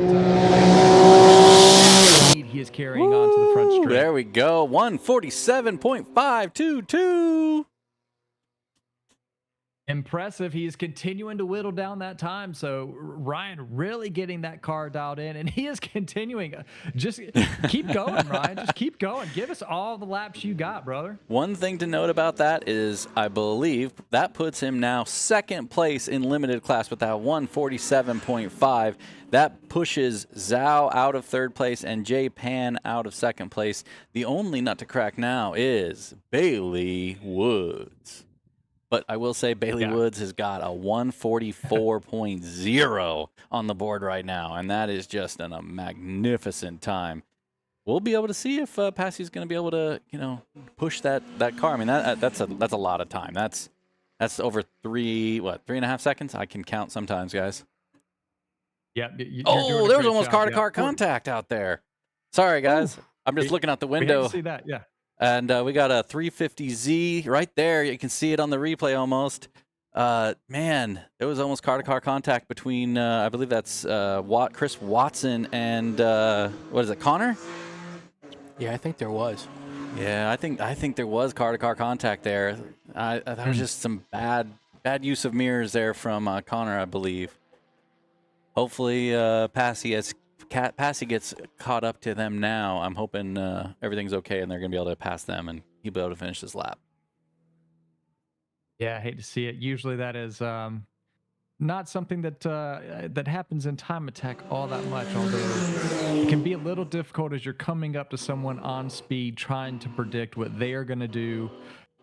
Do they see you or not? So yeah, hard to tell. But we got Brian, who's passing Connor Hoofler there in the 350Z.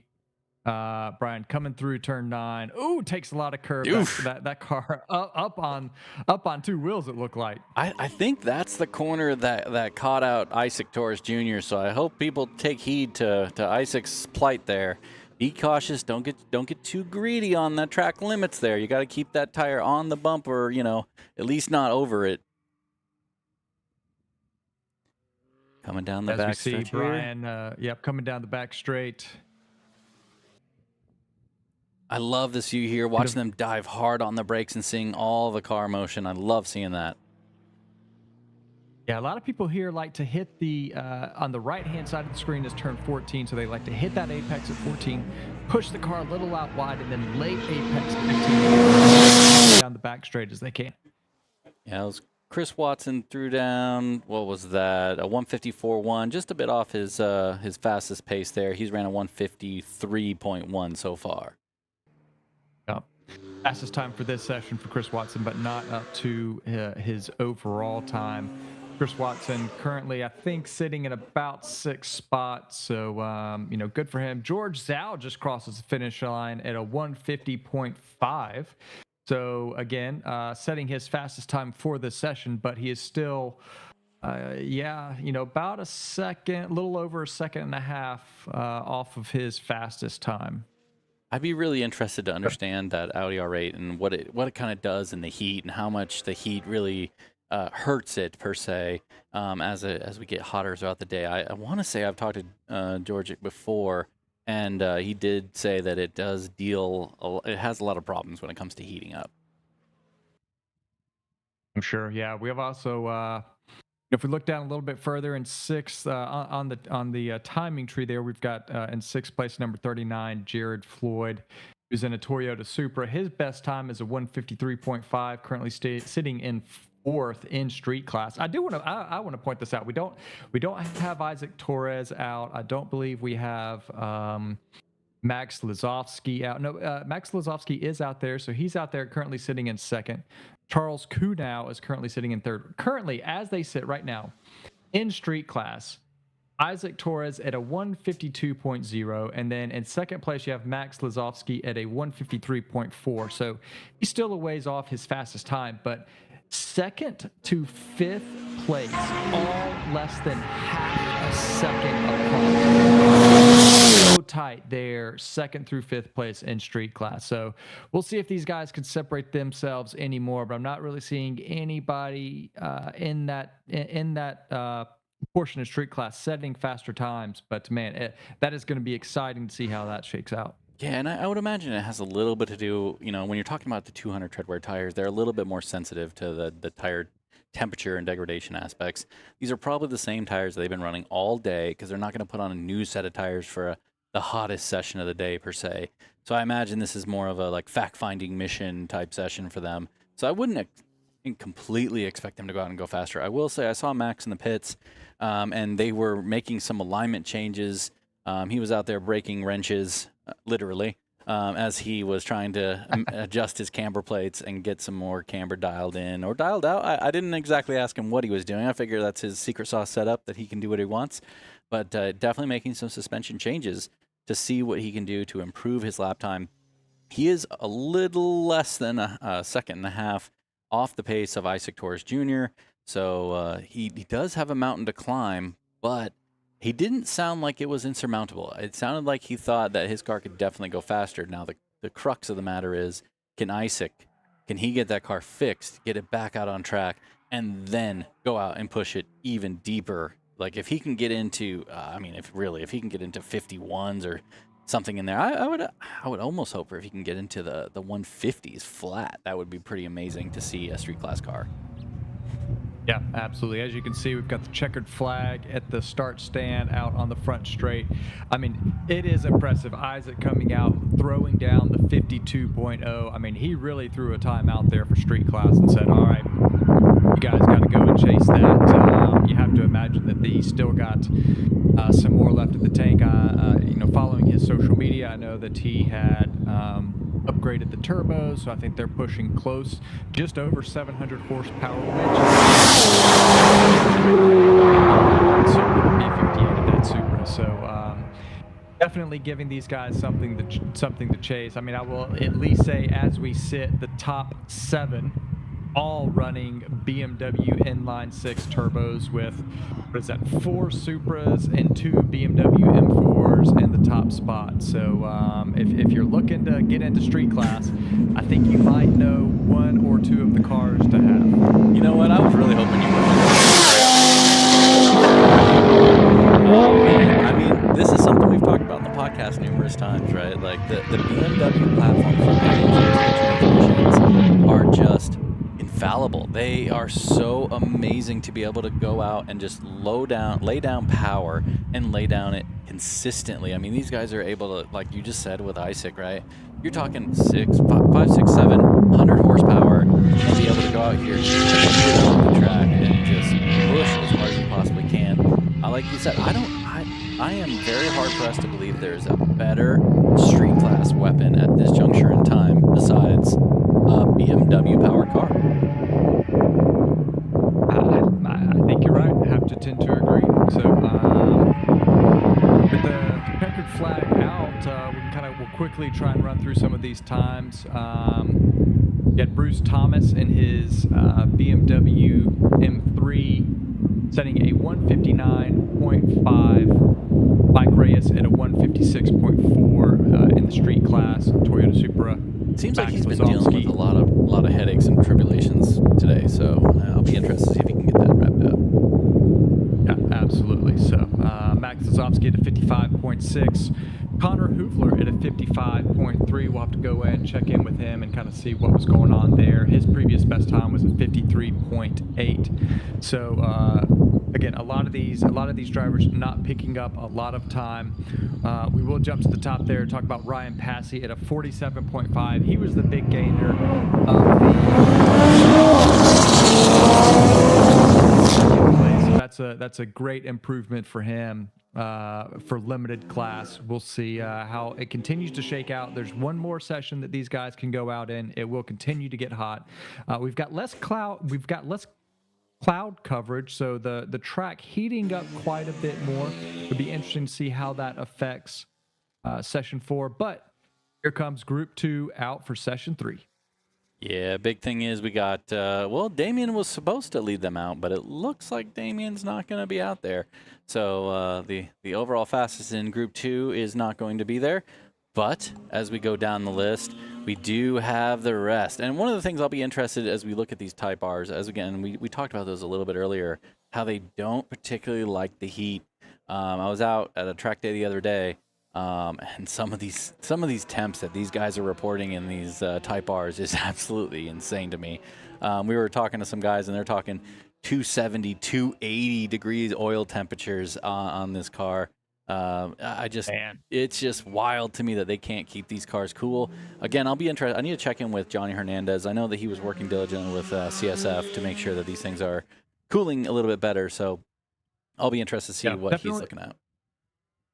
Definitely one of those things that happens when you bring in the new, if you go to a new platform, not everything, you're waiting for the aftermarket to kind of, figure some stuff out. And that is why a lot of these guys are out here. They will work with the CSFs, the Mishimotos, the cooling PWR, the cooling experts to take, coolers, take radiators, push them to the limits at these track sessions and kind of see how they do, how are they functioning, what can be improved. So this can be a real test bed for some of those companies. Is it bad that whenever you say PWR, I just think of the Gears and Gasoline guys and PWR, whatever? How I can't do it.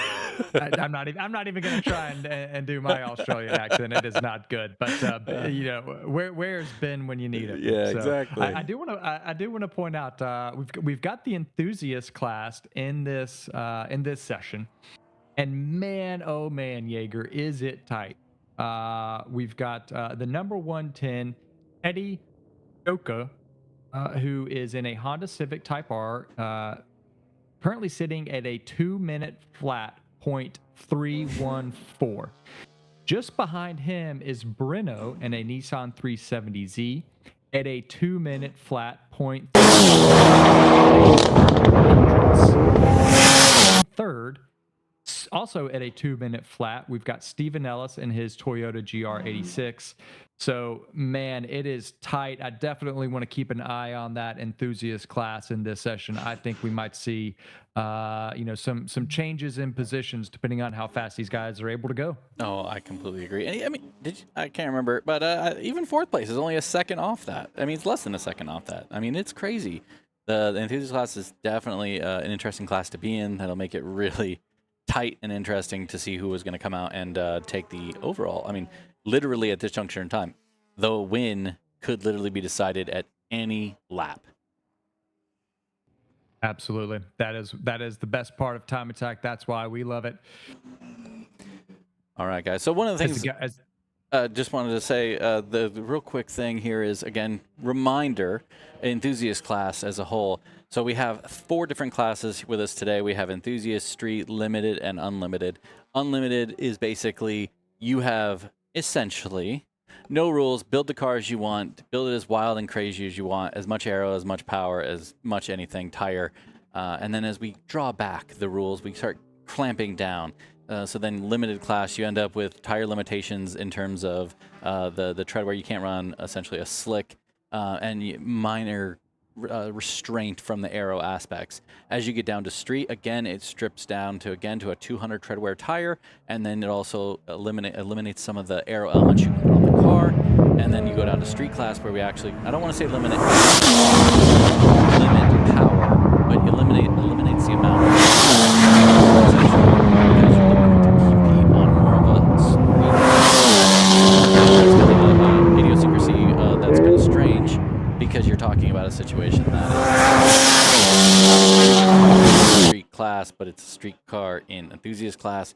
But just keep in mind, when we say street class, what we're really attributing to is the street tire aspect, the 200 treadwear aspect. That's the big component that we're really talking about when we're talking about the street class. Yeah, absolutely. And for enthusiasts, I was reminded by one of the OGs of enthusiast class, Jonathan Wheeler. He sent me a text and said, "Don't forget, Goodyear Supercar 3 is basically the tire of choice. The cheater for tire, that the cheater class." tire So, of choice. yes, exactly. So, Every all right, class we've has got a some cheater tire. times coming up on the board. We've got, admittedly, we're not entirely sure who is actually in the car currently, but we've got Alex and Spencer who are co-driving the silver Toyota Supra out front. So they currently are sitting at a best time of 154.000. Their best time this session is a 155.7, so a little over a second and a half off. We've got Jason Lewis at a 156.6, and his best time is a 155. Or no, I'm sorry. Oh yeah, 155.6. Nope, I'm going to get it right eventually. A 156.3. He's and close. 3 he's at a tenths. 156.6. So we're definitely seeing some closer times. We've got a little bit of a traffic jam there at what does that look like? Turn 5 maybe, or turn 4. But Alex coming It's across. turn 11. He's on a cool down lap. And one thing to note Here really comes- really quick. So Joel 156.9, his fastest lap previous to that, wasn't it a 157? And I think this is him and Mark are sharing. So this is his first session.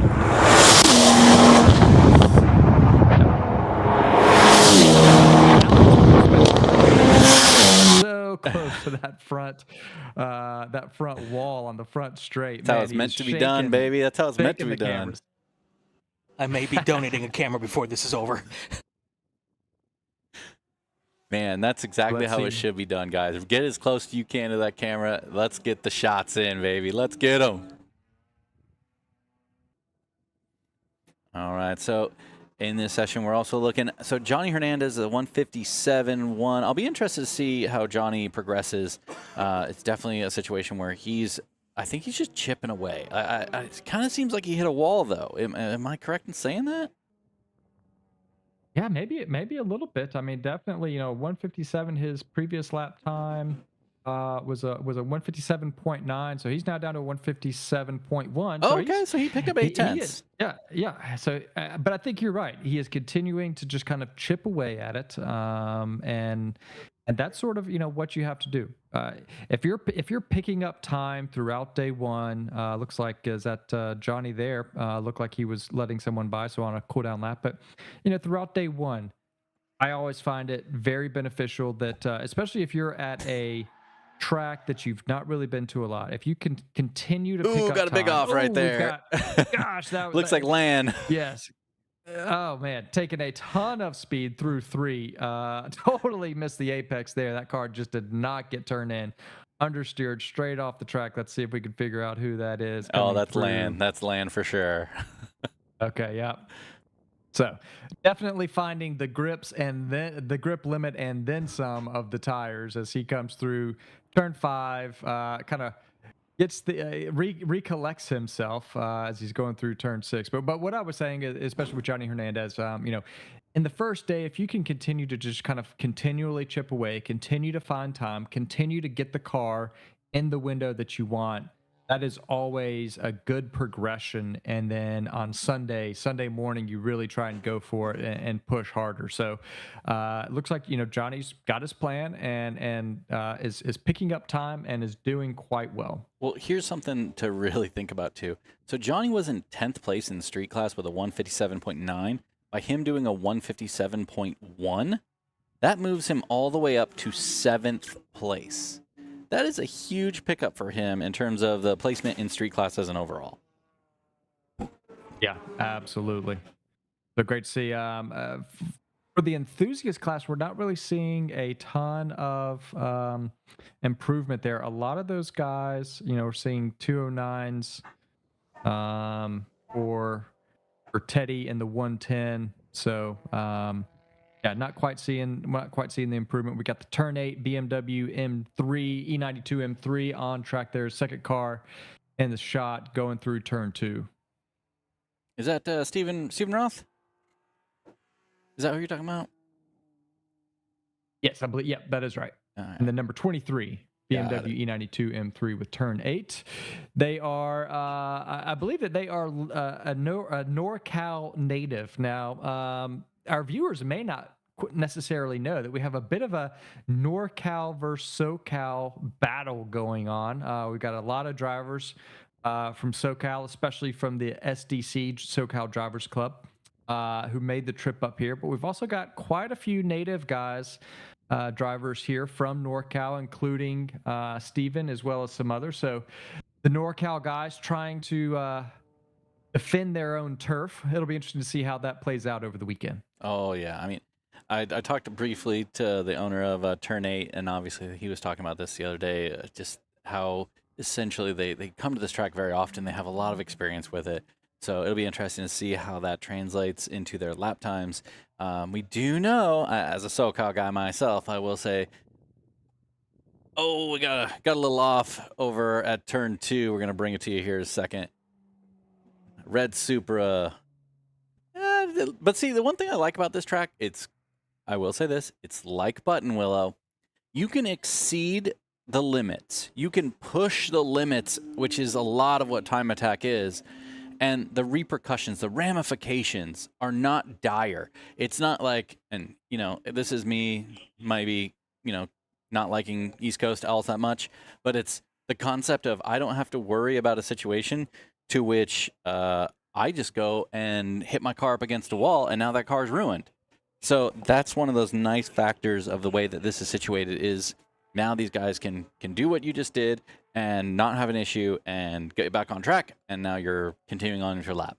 So that's something that I love about looking at this track. It is very wide open. You can go off. You can have little mistakes here and there, and it's still going to allow you to go push and continue. I mean, literally, he could get back on track, come back in, check it out, and then go back out and then push another hot lap. Yep, absolutely. Not a lot of huge consequence out here. So, I'll be honest. I'm not entirely sure. Normally with Time Attack, if you do have an off, usually the organizers like for you to come in, report in, especially if you go 4 wheels off. Come in, report, let them know that you had an off. They'll do a quick look over of the car and then send you right back out. So we'll see if he comes into the pits or if not. But it's always sort of a good thing just to make sure, nothing came loose. Been ripped out. Yeah, nothing came loose, ripped out under the car. Just kind of give the car a quick look over and make sure everything's all right. And also, I'll just say this from just an HPDE fundamentals aspect, right? Like, it's about being able to, as he's kind of doing here, like getting out of the way, staying offline, making sure that other people can let it go by, pull off, make sure there's nothing wrong with your car because you don't want to have any issues. We got checker flag throwing right now. I think that was, I can't be 200% sure because there is like 313 Toyota Supras out on the grid. I'm going to call him out and, excuse me if I'm wrong, but I think that is Ken Yip in that red Toyota Supra. Okay, yeah. Very possible. There are a number of Supras here. And that is why, for any of the competitors or potential competitors, we as announcers, we love a good livery, my friend. A good livery, make your car stand out, helps us out a ton, and it looks good on the live stream. Yes, it does. Big shout out to Carly. She ended up with 206.486, dropping another second off her lap time. I'm gonna have to ask her if she's actually been here before. I want to say the answer is no. So she's kind of finding her way around this track for the very first time. She's in street class in a very enthusiast class Subaru WRX STI. One of the things I love about this is this kind of just harkens me back to the day of old when it comes to Time Attack as a whole. When I see these like Hawkeye/GD Subarus, it makes my heart filled with joy seeing all the Subarus out there having a good time. Absolutely. Well, we do need to note this. It slipped right by us, but I do want to note as I was looking through those times, we do have a new leader in enthusiast. Breno Rivera and his Nissan 370Z. He is the first to break the 2-minute mark. He is now set a 1:59.10 taken over the lead of enthusiast class. So we've got a new record there for enthusiast class at a 159. He's going to make everybody else chase him. So Teddy and Steven and Tong, they've got some work to do. But yeah, Bruno did a 159. Up shortly.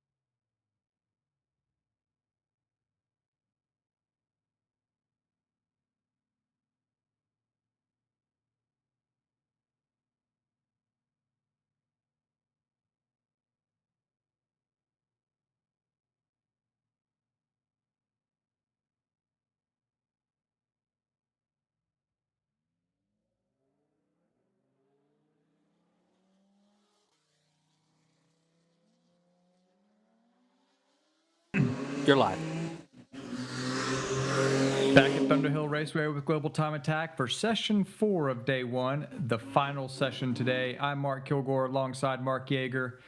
This is the hottest part of the day. The track's lost some grip, and we may not see those morning times fall. Some drivers will be out there chasing an improvement anyway, while I expect others are going to sit this one out and save the car for tomorrow morning. So it's a bit of a strategy session to close out Saturday. Yeager, talk us through that decision-making process and what you've learned in the paddock with some of these drivers. So the big word in the paddock here is, right, so I was talking to George Zhao and his team. So interesting enough, by the way, just heads up, they did have a co-driver driving in the morning. So George Zhao actually drove this last session. He's driving this session and from this weekend on. But just for everyone understands, okay, George is now in the driver's seat. But talking to those guys, again, they're on old, beat, dank tires. They're not on anything good. Everybody's holding out with those brand new tires until tomorrow morning, waiting for the good temperatures. Talked to Bailey Woods. Bailey Woods said, you know, tomorrow that's going to be the time. He sat at the third session and he sat at the fourth session because his anticipation is that there's nothing that's going to happen in those two sessions that he's going to be able to better his lap time in based off of his tire package, engine package, and the car itself. With that said, he does feel that he has a lot of work to do in that chassis to get it optimized with the new changes that he made to his turbo setup and engine setup, that he has potential for quite a big jump. So that's very exciting from Bailey Woods. Again, that kind of goes back to everybody else. What we're looking at is we could see some huge improvements tomorrow morning, but we don't expect to see huge improvements this afternoon. This afternoon is just going to be too hot, too hard. But I will say this. We're going to see a lot of people go out and hone their setups, and that is the thing that really matters. So if we see some improvements, I talked to Ryan Passey. He still believes that he can actually see improvements. So that's a very interesting construct. If Ryan Passey can actually get improvements in this later part of the day, that's going to put him in prime position to come back and go after Bailey Woods tomorrow morning. We got some guys going across the start-finish now. Yes, sir. So we got a lot of the leaders in limited. So we got Ryan Passey out there, who's currently sitting second in the Hyper Miata. Jay Pan has rejoined this session in the Porsche 911. We did not see him in session 3.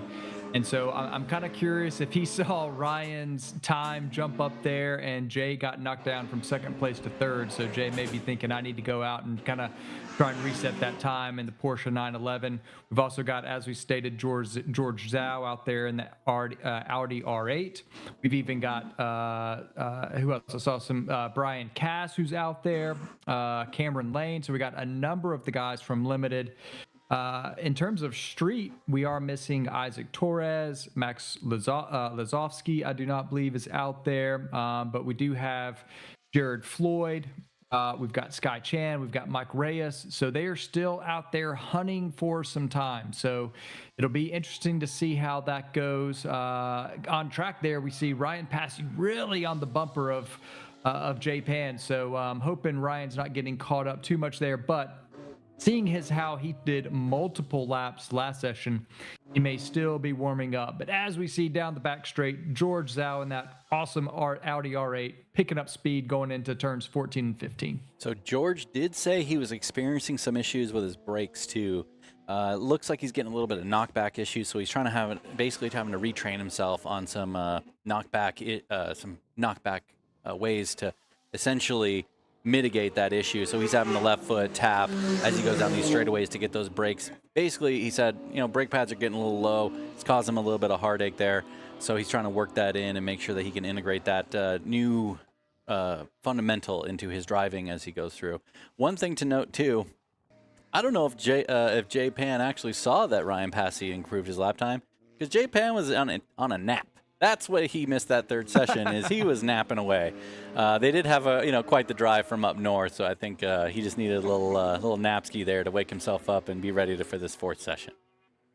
Yeah, that is fair. I mean, you always want to be out there at your best. So if you're not feeling great, if you need a little snooze, better to do that and then and not be going out there and ruining your car, ruining somebody else's time as well. So fair enough. Yeah, we got some times coming in. Oh. George Zhao at 151.2. So Not an improvement for him, but Ryan Passey at a 148.4. And so he is 9 tenths away from his fastest time. So, these guys are pretty close, still pushing. Yeah, still pushing, and kind of like what you said earlier, right? Ryan Passey, what we've seen from him is he's kind of doing build-up approaches. So he's kind of building and building and building into these lap times. Like we were talking a little bit about his car dynamics and his setup, kind of like what we talked about earlier. We were seeing his car get a little loose on some of the exits of the corner. He was talking about his OS Geiken rear diff and kind of how easily it rotates the car when he gets on throttle, and that's exactly how he likes it. So I think he's just, again, honing that driving style with that car. This is a very new build, per se. This is something that he's working through, and as he does that, he's really getting a good pull on this car and being able to put down some very, very good lap times. Yeah, looks like... as we say that, he just goes to a 48.1. Oh, there we go. All right. Again, I mean, what we're seeing is as he goes out and does his laps, he's chipping away. I think that first lap was what, like a 48 something, and then that was a 48.1, and it's just we're chipping away at these lap times as he goes. Yeah. He picked up 3/10. So I'm a little interested to maybe understand and wonder what tires he is running. Obviously, in limited, it has to be a 60 tread wear tire, but I've heard maybe if he's on something like the Goodyear Supercar 3Rs.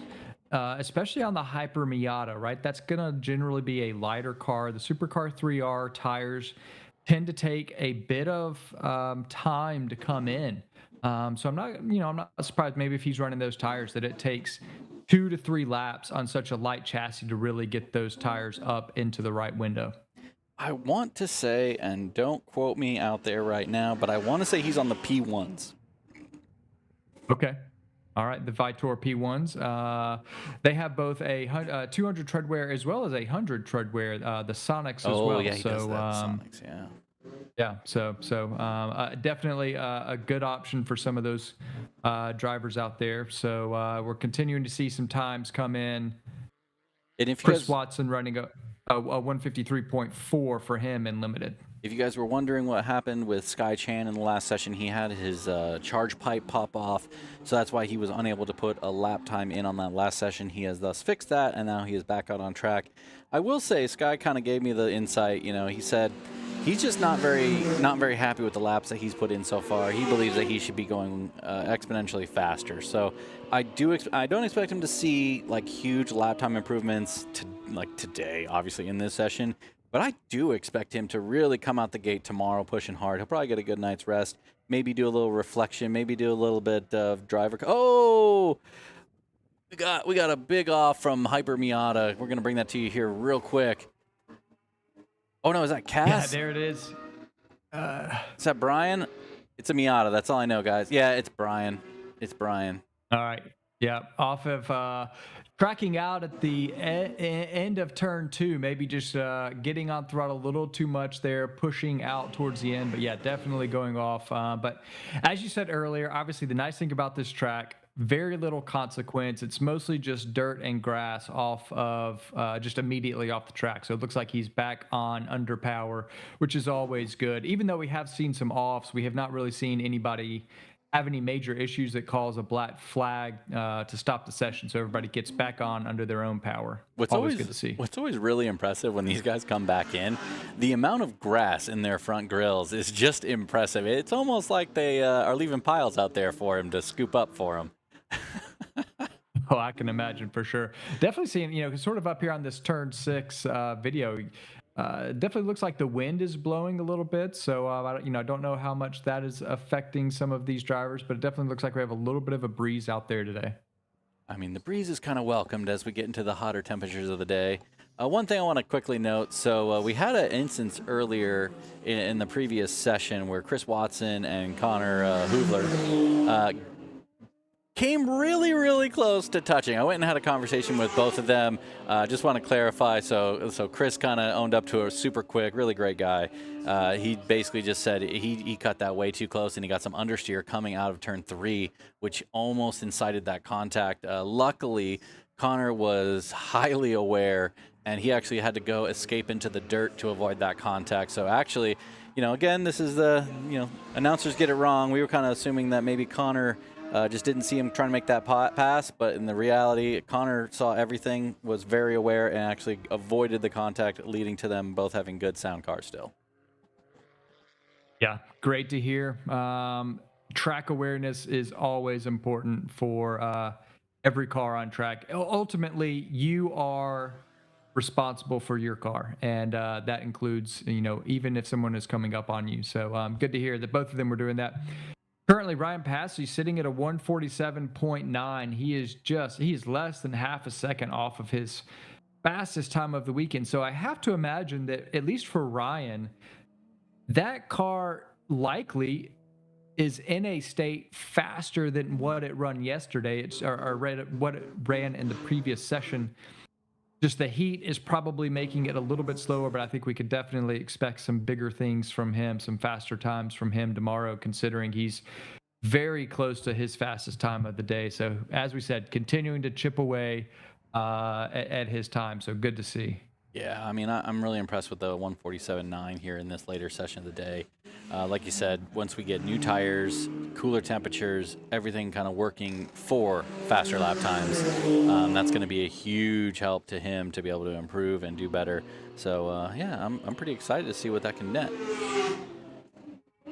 Yeah, absolutely. So not really seeing many other people have improvement. So again, a lot of people out there trying to go out there, right? At least see what's going on, see if they can find any improvement. But for someone maybe like Sky Chan, who you mentioned had maybe a slight issue, maybe some of the other people are having some minor issues that they just want to kind of get the car out, feel it out, make sure that it is going to be ready to go for the morning session tomorrow. That might, that's definitely a strategy call that some people like to do. We've here on screen, we've got some Miata on Miata action there going through turn 6 and 7, where we've got Ryan Passey leading.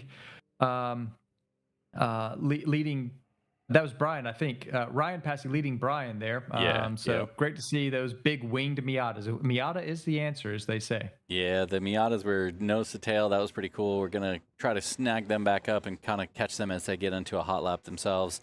It's really cool to see two Miatas out here doing their thing. Obviously, we actually have quite a few Miatas out here, which is kind of non-standard for time attack in today's world. BMWs, Supras, those type of things usually are the way to go. So it's pretty cool to see the Miatas kind of taking the charge back. And actually, they're, really pushing the forefront of the class as a whole. I mean, Brian's sitting roughly in 6th place right now with Ryan in 2nd.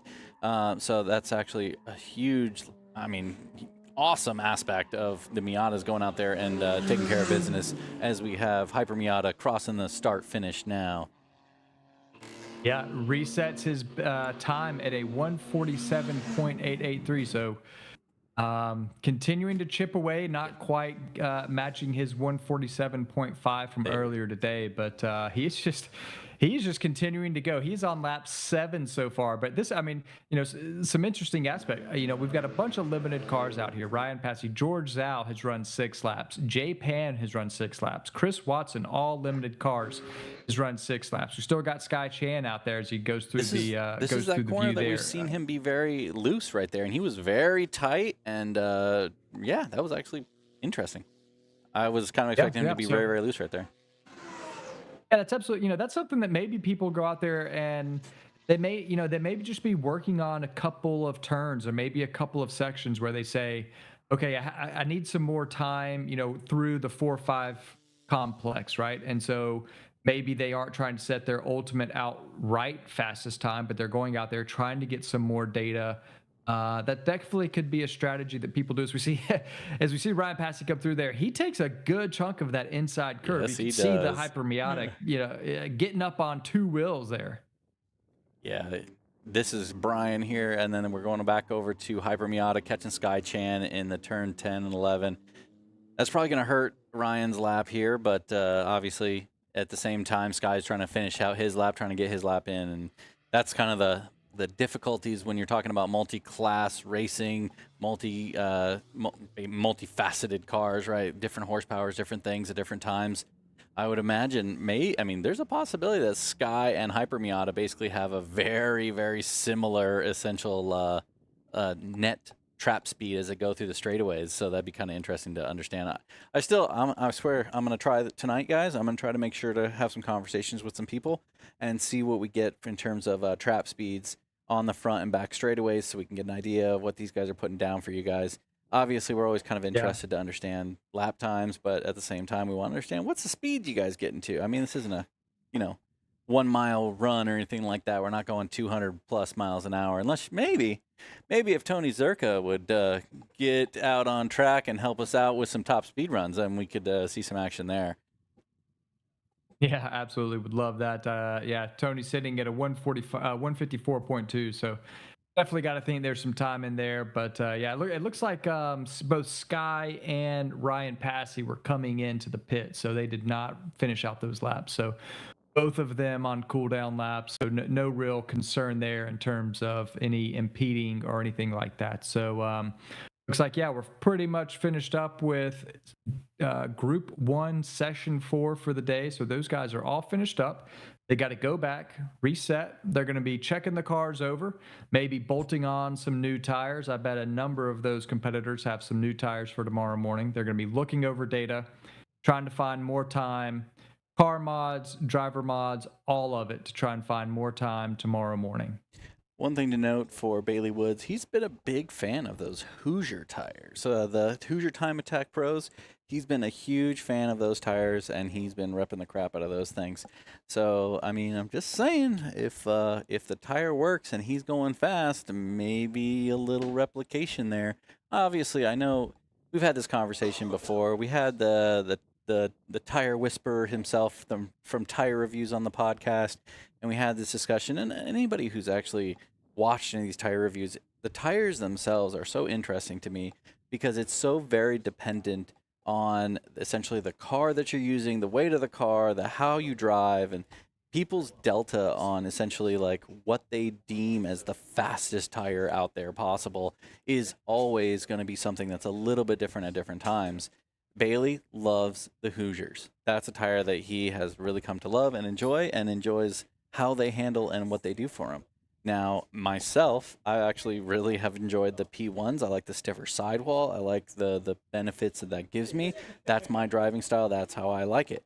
So it's always interesting. I'm trying out the RZs right now. So the Bridgestone RZs I've seen throughout the paddock. Something that a couple of the Renner guys are using on their cars. So, again, there's a plethora of amazing, good 200 treadwear tires out there that literally we're seeing guys run 200 treadwear tires in limited class when they're able to actually run a 60 treadwear tire. What does that tell me? That tells me the tire manufacturers need to step it up and give us a better 60 treadwear tire. That's what that tells me. What about you, Kilgore?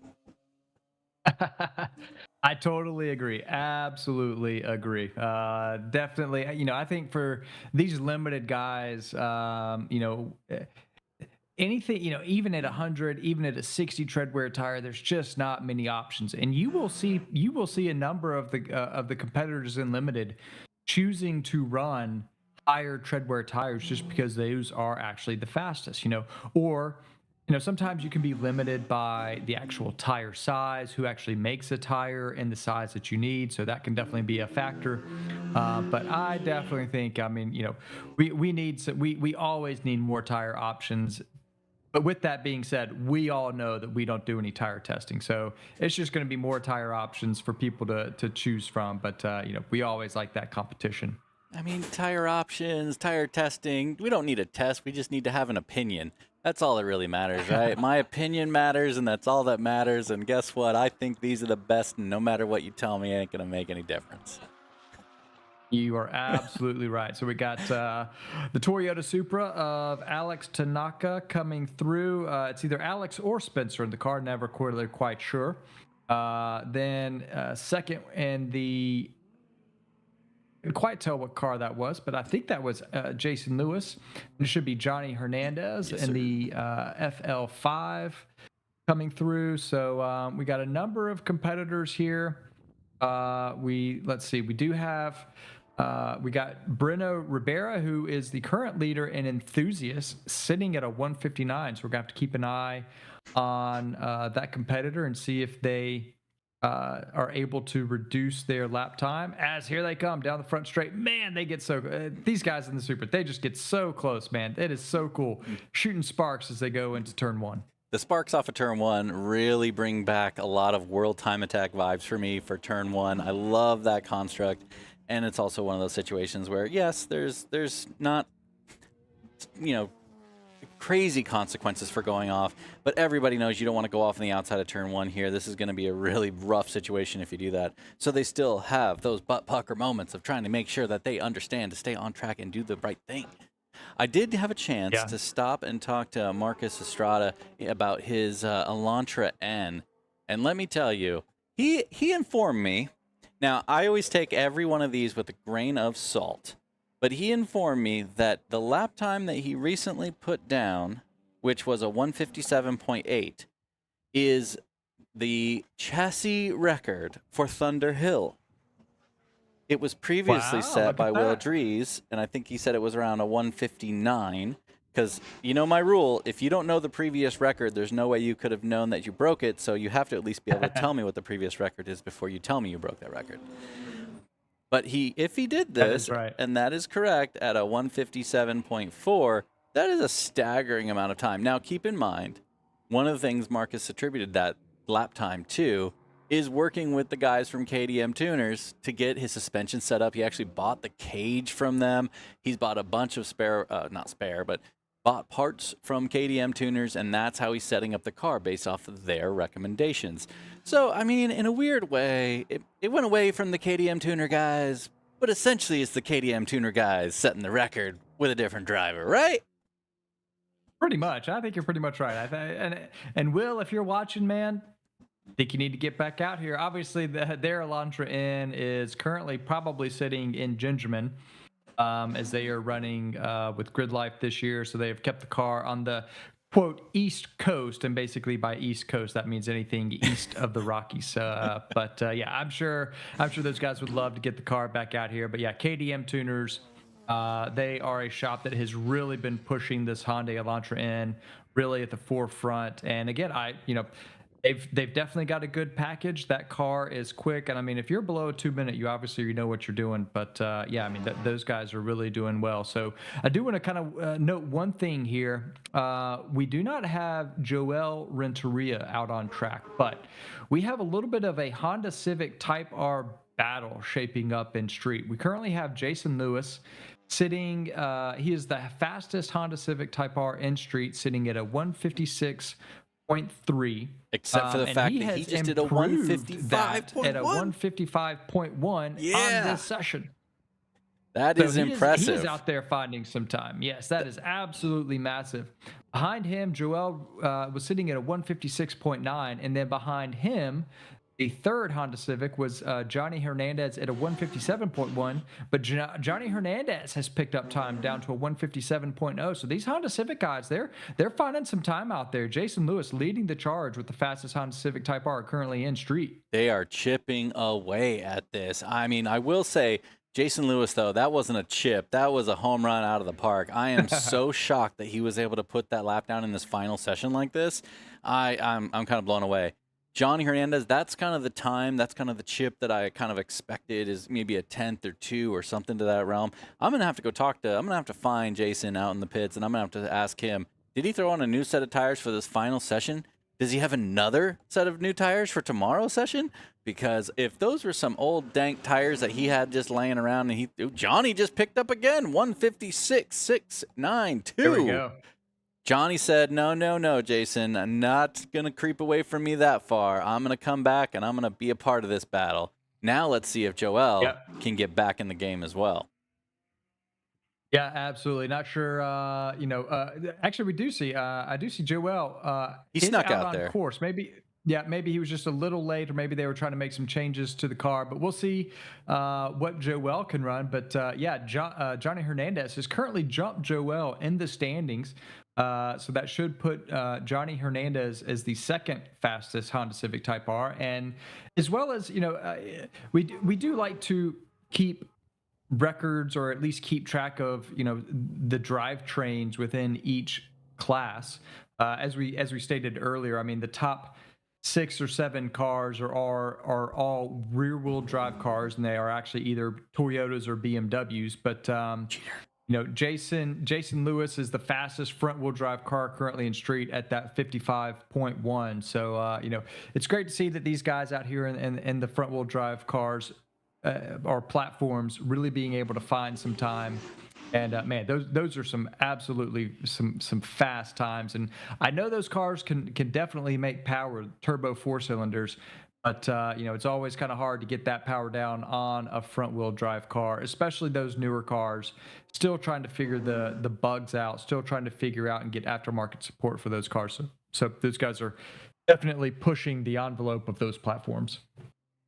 Yeah, it looks so. After the last session, when I went and talked to Ken Yip, I was talking to him a little bit about his Toyota Supra. One of the interesting things to me about his Toyota Supra is basically if you went into the parts bin at Varus Engineering, that's what you would pull out. That Supra is literally like the street package aero / air oil separator / every part that you can get off of Varus's catalog, Ken Yip has on that car. So this is literally a package. One of the things that he talked about with this car is he wanted to make it very simple and yet at the same time like easily achievable and replaceable per se, right? Like if he has an off and dips something, it's something he can just put on. He doesn't have to go build something custom or anything crazy. So I thought it was really interesting that it's such a simple, easy build that anyone could go literally buy a Supra, go to the parts catalog, order and install it, and that would be Ken Yip's car. Now, again, like I said before, Ken Yip seems to be having a little bit of a driver mental block thing. He's going to try to get through that, to try to get to more closely to like a 155 by the end of tomorrow. But definitely one of those things where he believes the car is there. It's just a matter of him extracting that as a driver. Yeah, I definitely get that. I mean, when you show up and you're here for the first time, trying to lay down time, you can find some time, but then you kind of sit there and you think, gosh, where am I going to find another 2 seconds? And that's where it always comes in handy to go back. You look at data and you just have time to sleep on it, and you just have time to think about it. Maybe you talk to some other competitors, and then you go back out there the next morning and you don't really think you do a whole lot different, and you easily pick up a second. And that can just be the difference in the temperature. We got a real wide car there going through turn 3, but they kept it on track. Let's see who that is coming through. Couldn't quite tell. Maybe that was that the Audi? I couldn't quite tell who that was. Could have been. Anyway, Land's been struggling a little bit today. Yeah. He, it's a really cool build. But yeah, not quite finding the time maybe that they were expecting. I think he's struggling to find the overall level of grip for those tires and just really be able to hold that together in his laps. It's just one of those things. He's got to continue to kind of build up and work through it. But him and his team are kind of working through and trying to understand where that car needs to be. I saw him earlier. Smart man. He parked himself in the shade so that he could go in and make some changes to that car and try to get it under control. So he's working through it. Again, it's like anything else, man. You gotta keep making changes and gotta try to find that grip and where it's at, and be able to really be able to put it down when you need to put it down. Looks like we got a checker flag. Yeah, absolutely. So that final session comes to a close. We did see some improvement, so that is great to see that some of these drivers out here are still pushing. Jason Lewis setting the charts at a 155.1, an improvement for him. Right behind him, another Honda Civic Type R, Johnny Hernandez at a 156.6. Then we got the number 211 Supra of Alex and Spencer running a 157.7. But that is, I do not believe, a pickup for them. No, they are still sitting at a 155.6. So then we got Ken Yep at a 159.6, Marcus Estrada and the Hyundai Elantra N at a 2 minute flat .5. And then the leader currently in enthusiast class, Breno, in his 370Z, sitting at a 2 minute and 2 second .4. Not an improvement as he broke the 2 minute barrier last session, running a 159. So, still a lot of people out there getting more track time in, trying to make improvements, but it's just always good to get more laps in, more data, and boy, I am excited for tomorrow, Jaeger. I'm excited to see where this takes us. Yeah, I definitely think tomorrow morning is going to be a crazy session to watch. If you guys aren't setting your alarm clocks and making sure that the stream instantly pops up on your feed, you are absolutely insane. Make sure to do that. Make sure to get on to Global Time Attack's YouTube channel, subscribe, link it, put all the bells and whistles and all the other crazy crap that you need to do. Get on their social media. Make sure that's being alerted to you when we go live, because guess what, guys? Tomorrow morning is going to be a heater, and I don't mean because it's going to be hot. We have good temperatures slated for tomorrow morning, and these guys are going to be coming out hot. Expect people like Tony Zerka, like Bailey Woods. They're going to be coming with that first session, and they're going to be pushing these cars to the absolute max. We're going to see some of the fastest times we've ever seen out at Thunderhill, without a doubt. So make sure you're prepped and ready to watch history be made, as time attack records will be set, guaranteed. Absolutely. That'll start at 9 a.m. tomorrow, as Jaeger said. We want to quickly take a moment, and we want to thank the sponsors that are partnered with Global Time Attack, including MMR, Modular Motorsports Racing, Raise Wheels, Garrett, and Standing Start. They're the groups and the partners that allow us to be able to do this, that are able to bring you the live stream. So we want to thank them. Go by, check out their website, help those guys out, because those are the partners who make all of this possible. Jaeger and Kilgore signing off. We will see you tomorrow morning. Jaeger, I cannot wait. Heck yeah. And don't go away. Coming up here at 4:30, we'll have the Spec Racer Ford race from the San Francisco region, our final race of the day. So we're going to take a short break, and we'll come back at 4:30 for all of that action. You're watching Global Time Attack, SCCA Spec Racer Ford here from Thunderhill. We'll be back in about, what would that be? About an hour.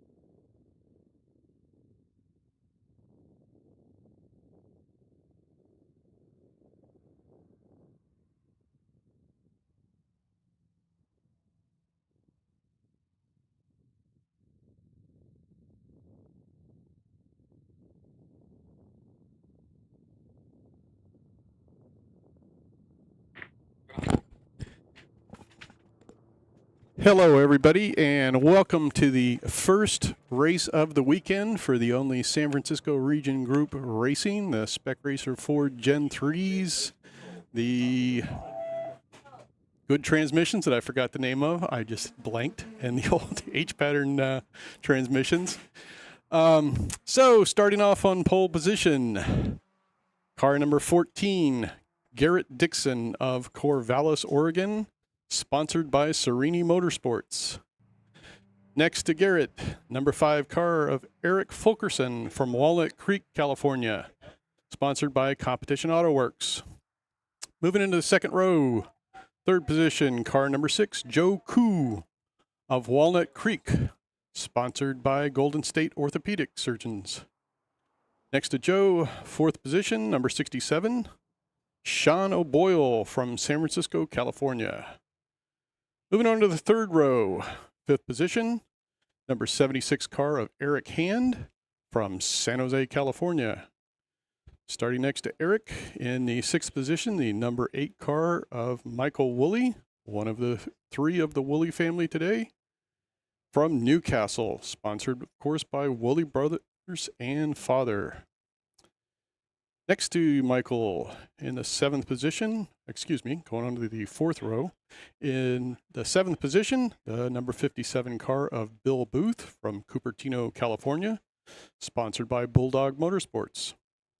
Starting right next to Bill in the eighth position, the 00 car of Joshua Jacobs from Bel Air, Texas, also sponsored by Bulldog Motorsports. Moving into the fifth row, ninth position, the number 10 car of Javier Hu from Walnut Creek, California, sponsored by Golden State Orthopedic Spine Surgeons. And next to Javier in the 66 car, starting in 10th position, Brandon Lewis of Eugene, Oregon, sponsored by HSE Racing. Moving on to the sixth row, the 11th position, the number 71 car of Jerry Aplas from Newcastle, California, sponsored by Serini Motorsports. Starting next to Jerry in the 12th position, a number 83 car of Paul Luca from Sonoma, California. Moving on to the seventh row, 13th position overall, the number 51 car of Bob Breton from Ukiah, California, sponsored by CSR Performance. Starting next to Bob in the number 40 car is Paul Tredilius. Apologies if I mess up your name. I'm sorry. From San Francisco, California. Moving on to the eighth and final row. Starting in the 15th position overall, the number 41 car of Ken Woolley from Newcastle, California, sponsored by Woolley Brothers and father. And then moving into the final position, the 16th position, the number 191 car of Phil Hodgson from Rescue, California, sponsored by Serini Motorsports. Go ahead and kill me for now, please.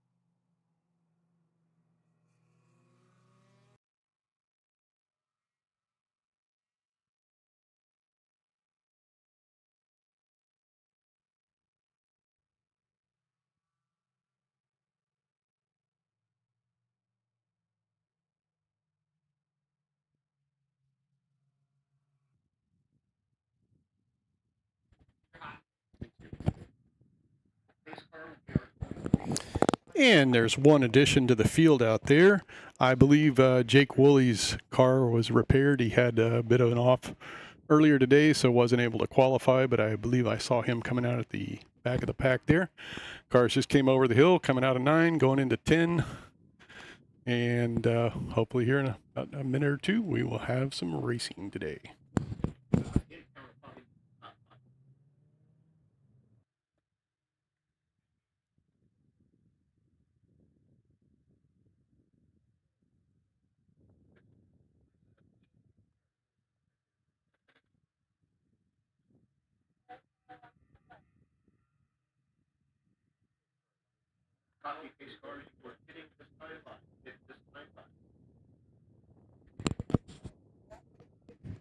As the pace car goes under the bridge on the back straight, cars are all formed up. Let's see if the lights go out in a minute.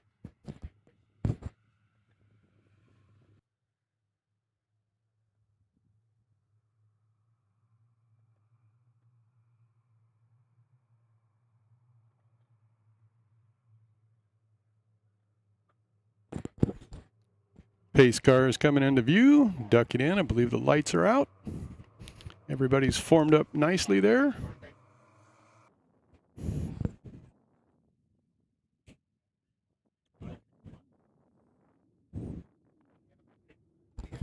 And we have a green flag. We are racing. And it looks like Eric Fulkerson. Boy, wow, there's no room there behind his car with Sean O'Boyle. Almost looked like it was pushing him down there. So looks like Garrett Dixon might have just fallen back a little bit like on start there. And I believe that was Joe Cool that took the lead as they're going into 2.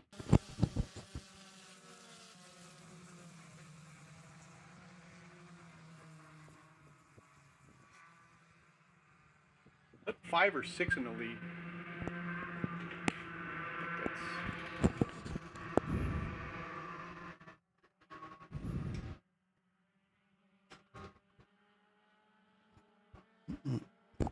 Okay, my apologies. I believe that was Eric Fulkerson who did that that early pass there with Sean O'Boyle just tucked up right underneath him as they went into turn 1. And looks like, if I'm right, Eric's got just a little bit of a lead going on there as they're coming out of 6. Use your TV.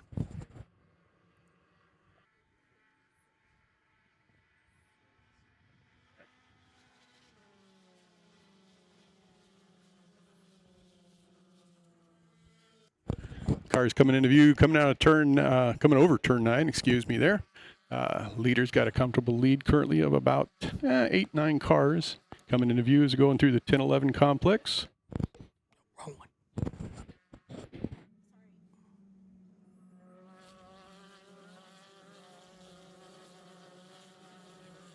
You guys have a monitor with,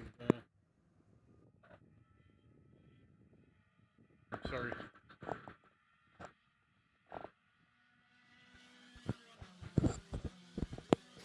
Leaders just coming into view, coming on the front straight there, and I will try and straighten out who's actually in first here for you in just a second. Oh, there we go. And it is, in fact, Eric Fulkerson in the lead there, and I believe that is Garrett Dixon second. Joe Cool, third position, and I believe, trying to see there, I think that's Sean O'Boyle right behind him as they're coming around into 2.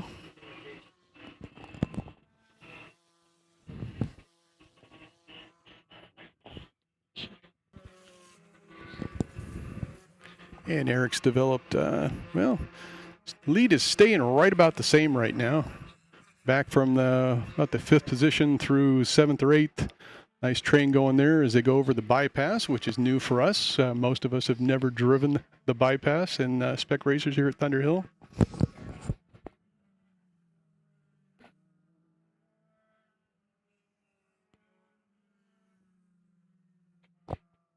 This isn't working. Yeah.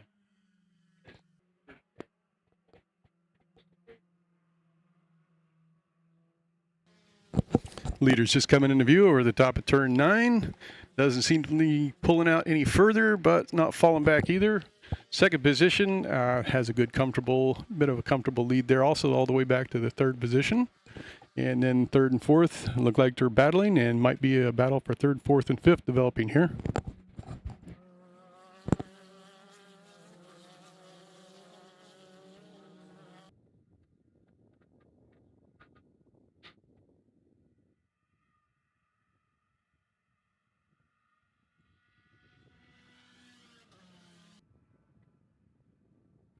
And coming into view, looks like Eric,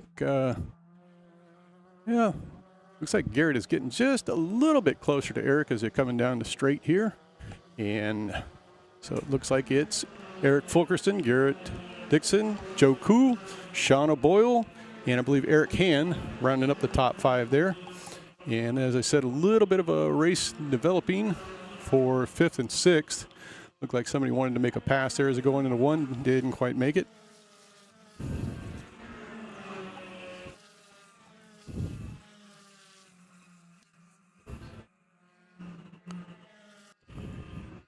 Looks like we might start having a battle for third, fourth, and fifth there.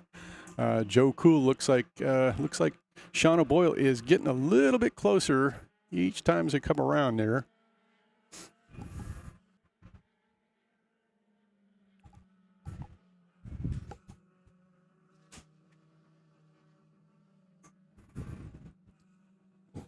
Looking over at turn 6, looks like the first and second positions are starting to pull away a little bit from that 3, 4, 5 pack. We'll keep going on that as soon as we find out some more. And then it's a good gap back there, if I remember correctly there. Looking at it back to 6th. Leader. Oh, and someone, I can't tell if that was second position or first position as they came over the hill. Somebody went off track to the right and came back across the track. And so I'm not sure if we might have a new leader out there. And somebody else as they came across the top also came off. That's back at about 9th or 10th position, I believe.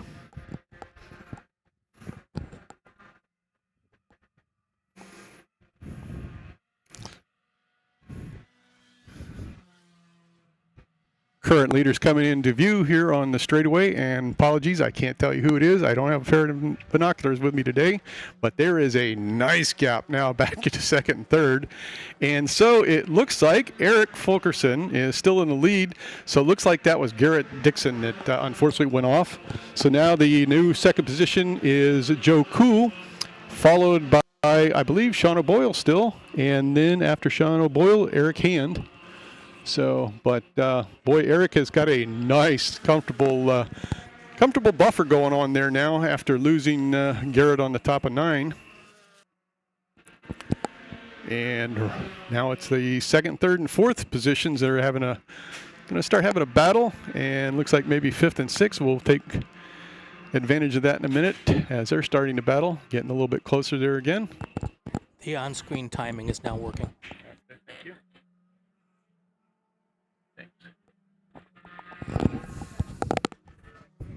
Yeah, looking over there at turn 6, Eric's got quite a comfortable lead there over his teammate, Joe Koo. Looks like maybe half a second. Monitor said when we came by last time, 3.5 seconds. Wow, we'll see if that holds up. I don't think that's right. And Eric just came into view, coming over 9, and you got that pack 2, 3, 4 position. They are starting to get a little bit closer. We'll see if we get some action going on there as they come into turn 11. Leaders coming out of 13 right now. And going through the S's does get a little bit tighter, looking a little bit tighter for that second, third, and fourth position. And going under bridge, looks like Sean O'Boyle might be trying to make a move on Joe Cool. We will see in just a second if he was able to pull that off. Eric, meanwhile, is coming to view on the straightaway. And I believe that Sean O'Boyle has pulled that off. He's the new number 2. So it looks like we are going to have a lovely little battle there for second, third, and fourth because Joe Cool does not look like he wants to give it up. He's about a half car length back, trying to tuck underneath Sean O'Boyle's tail section there as they go into turn 1. And meanwhile, looks like Eric Hand is also trying to take advantage of that little battle going on to get a little bit closer to the number 3 car, or third position car, excuse me, of Joe Cool. And yep, looking over there, coming into 3. See Joe Koo trying to get in the mirrors of Sean O'Boyle. Meanwhile, Eric is definitely taking advantage of that and not having to worry about anybody for the moment. For hearing your hand on that microphone.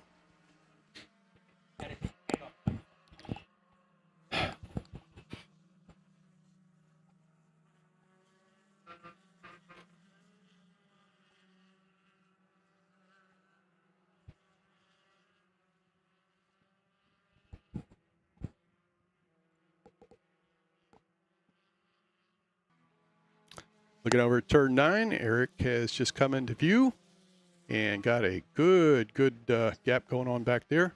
Looks like Sean O'Boyle is starting to pull away now from the 3rd position car of Joe Cool, trying to take advantage of that. And looks like maybe Eric Hand is trying to move up on Joe Cool a little bit. Meanwhile, the 4th and 5th position cars are trying to gain on that while those two battle up there.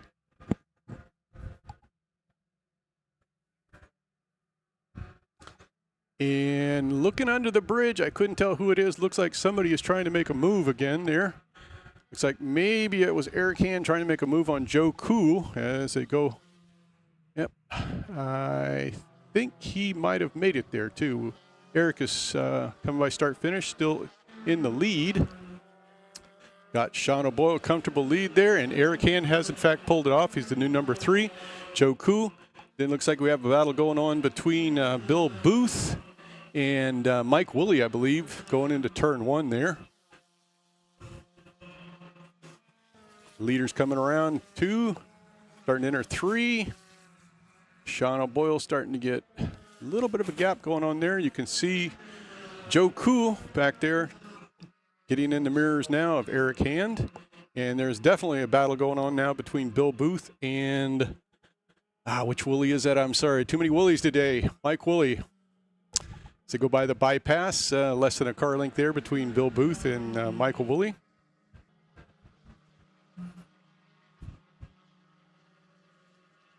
Looking over at turn 6, Eric Fulkerson's got quite the comfortable lead there. Sean O'Boyle looks like he's starting to pull it out. And either we lost somebody or my vision's going. I will tell you in a moment if we lost somebody out of that 2, 3, 4 pack there. Eric Fulkerson's just come into view over the top of 9. No, they're still there, 2, 3, and 4. And looks like same positioning there with Sean O'Boyle, Eric Hand, Joe Koo. And still got that battle going on between Bill Booth and Michael Woolley. Looks like Bill is still holding Michael Woolley off. Leaders going under the bridge, back straight. And looks like Eric Hand and Joe Cool. Joe Cool looks like he might be trying to make a pass there as they go in at the end of the back straight. Eric Fulkerson's come back into view on straightaway. And looks to be still Sean O'Boyle, Eric Hand, Joe Cool. Not much room between Eric Hand and Joe Cool. Looks like he might be setting up to make a pass. And same thing, got Bill Booth and Michael Woolley. And yep, Joe Cool is not giving up there. He is still tucking underneath Eric Hand's tail section.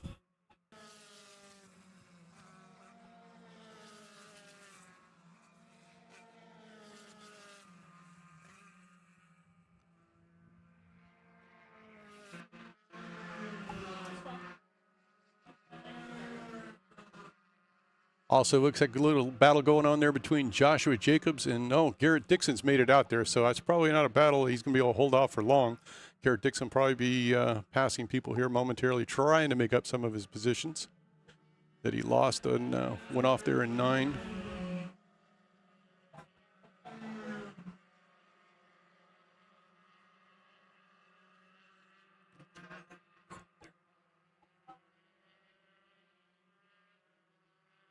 And Eric Fulkerson's just coming to view, top of turn 9. And then Sean O'Boyle, Eric Hand, and Joe Koo. And then still got that little battle going on there between Bill Booth and Mike Woolley. Looks like Bill's holding them off. And then the next one, that is Joshua. Looks like maybe Garrett Dixon might have passed Joshua Jacobs there. Can't quite tell yet. And leaders going under the bridge on the back straight. Second position car of Shauna Boyle looks like it's starting to break away from third and fourth position cars while those two do battle. Eric Fulkerson's just come into view and does indeed look like Shauna Boyle's pulling out just a bit of a gap there while Eric Hand and Joe Cool do battle. And looking here at Bill Booth and Mike Woolley. Mike Woolley's tucked up almost underneath. And I believe, yep, Javier Koo is right behind Garrett Dixon. Looks like Garrett Dixon now is, like I said, trying to make up some of the room he lost after he went off in 9. Keep you updated on that, see how that goes.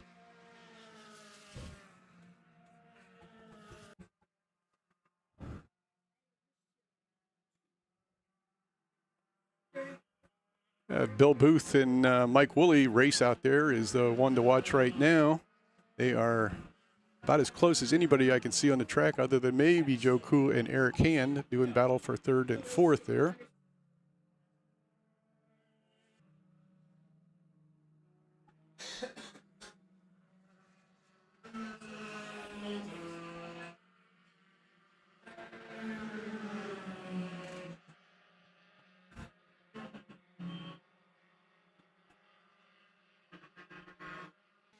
Eric Fulkerson's just come into view over the top of turn 9. And meanwhile, we got Sean O'Boyle.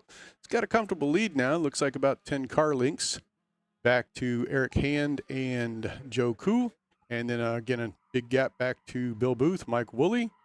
And I believe Garrett Dixon, by the end of this lap, might be in Mike Woolley's mirrors. We will see here in just a moment.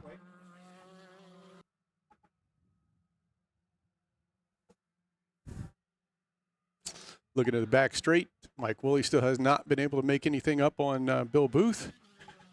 Meanwhile, Eric Hand's just shown up on the straightaway again. Comfortable lead going on there as he goes by grid out pretty much.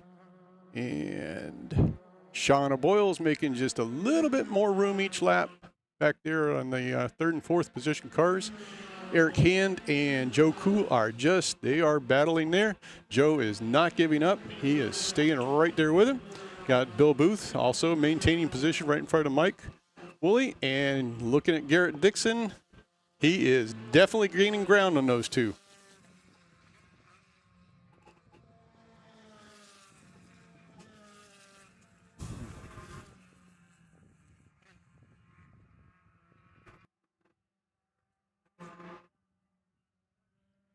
Looking over there at 3. Meanwhile, as Bill Booth and Mike Woolley are doing their battle, Garrett Dixon is definitely taking advantage of that, creeping up on them as they go over the bypass for 5.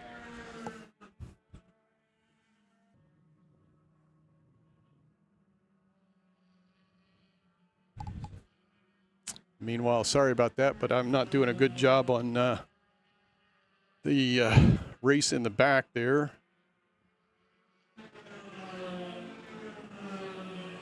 Paul Tredelius and a few of the other guys back there doing racing in the H pattern, I believe.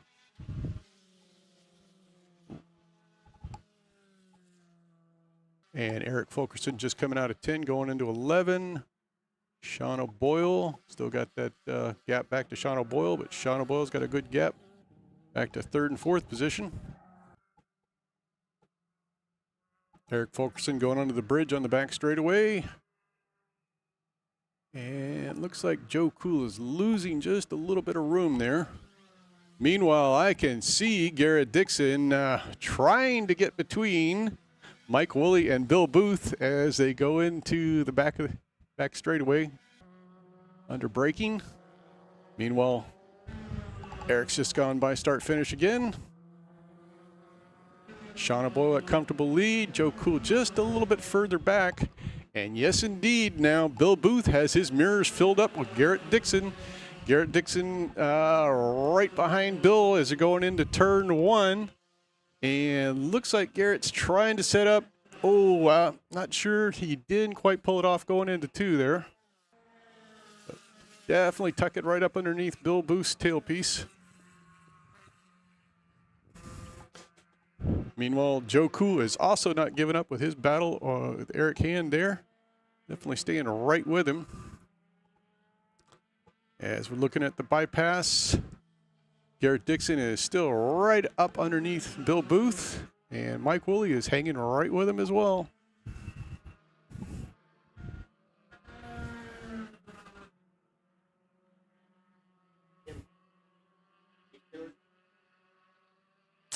Looking over there, coming out of 6. Looks like Garrett Dixon is still behind Bill Booth. Looks like he is trying to set up for position. Meanwhile, Eric Fulkerson has just come back into view over the top of turn 9.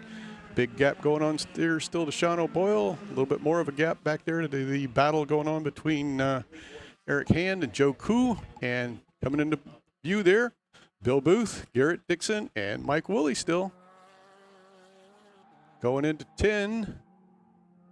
Oh, looks like, Garrett, looks like Garrett has pulled off the pass as he came out of 10. Looked like he was passing him with a classic going into turn 10.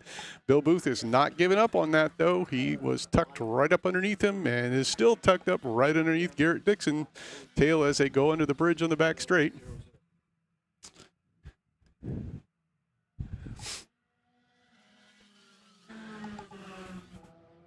And looks like Joe Koo is trying to position. He couldn't quite pull it off as he went by start-finish to pass Eric Hand again. But meanwhile, the battle royale that is going on.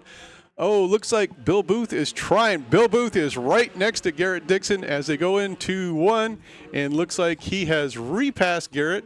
But by doing that, he may have lost some momentum.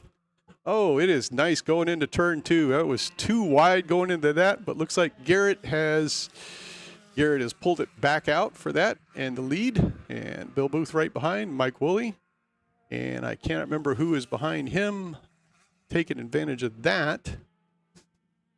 Looks like Joshua Jacobs may be taking advantage of the little battle that's going on there. Eric Fulkerson coming out of 6. Same Sean O'Boyle, nice gap back there. Small gap between Eric Hand and Joe Koo. And Garrett Dixon, Bill Booth, Mike Woolley. Coming out of 6.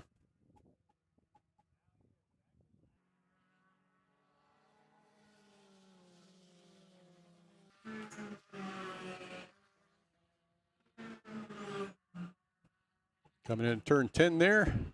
Joe Koo is not giving up with his battle with Eric Hand. We almost got right beside him, looked like, in the S's there.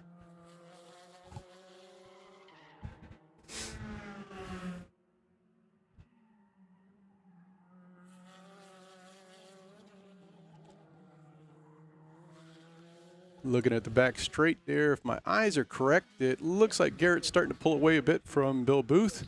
Meanwhile, on the straightaway here, we've got Eric passing start-finish line again.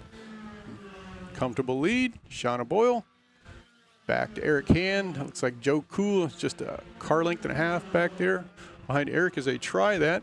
And also looking at it, Bill is just staying with Garrett Dixon. Definitely as they're going into turn 1, less than a car length between the two of them. Looked like Bill was trying to set up to pass him. And we may have lost Mike Woolley back there somewhere. I do not see him now. Or did I miss him? That might be him. Okay, I just missed him as he went by. I think he dropped one more position back possibly.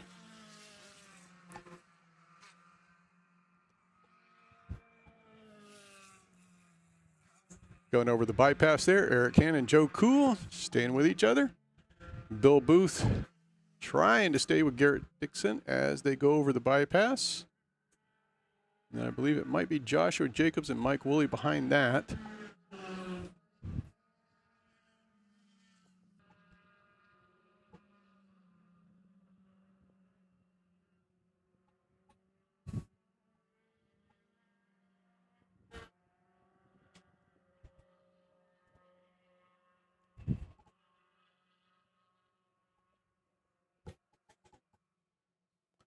And Eric Fulkerson coming into 11 right now.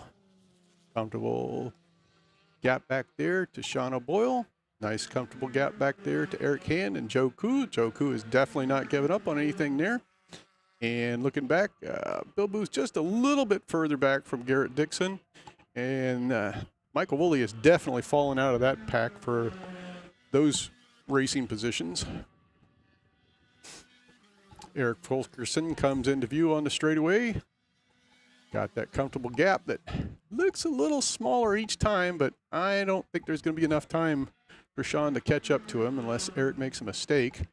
Looking back at Eric Hand and Joe Cool, still not much distance between those two. Garrett Dixon making up some room back there, and Bill Booth trying to reel him in or stay with him as he makes up that position. And then I believe that's Joshua Jacobs, and then Michael Woolley has fallen back out of that particular fight there between Bill Booth and Garrett Dixon.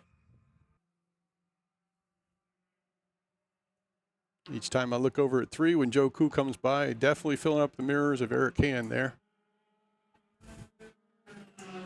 And Bill Booth is coming around turn 3, is also not giving up on trying to stay with Garrett Dixon there after he passed him. Meanwhile, it looks like Mike Woolley is trying to make up for whatever he lost there with Joshua Jacobs. Expect maybe a pass here in the next lap or two without.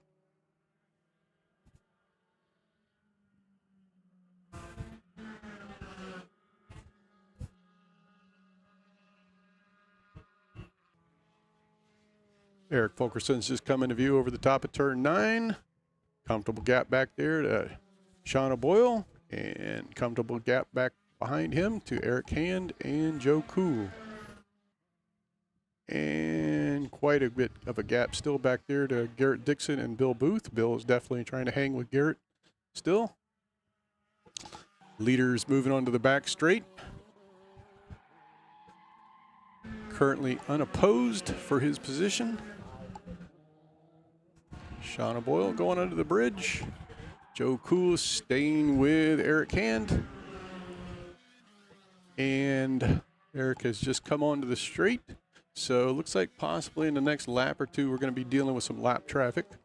We'll see. We got white flag there. So I believe that means there is 1 lap to go. Positions are unchanged on the top 4 there. Joe Cool looks a little bit closer this time around. Meanwhile, looking back there at the fifth and 6th position of Garrett Dixon and Bill Booth. Bill is not giving up any of that. And it looks like, well, Mike Woolley has not made it past Joshua Jacobs. Eric Fulkerson, our current leader, is coming out of 3, going into 4, getting ready for the bypass. Sean O'Boyle back there, that comfortable gap, and a comfortable gap back to Eric Hand and Joe Koo. Meanwhile, watching Garrett Dixon and Bill Booth. Bill's also not giving up on anything, and nice little battle too between Joshua Jacobs and Mike Woolley. It looked like Mike wanted to make a pass there going into 3 and couldn't quite make it.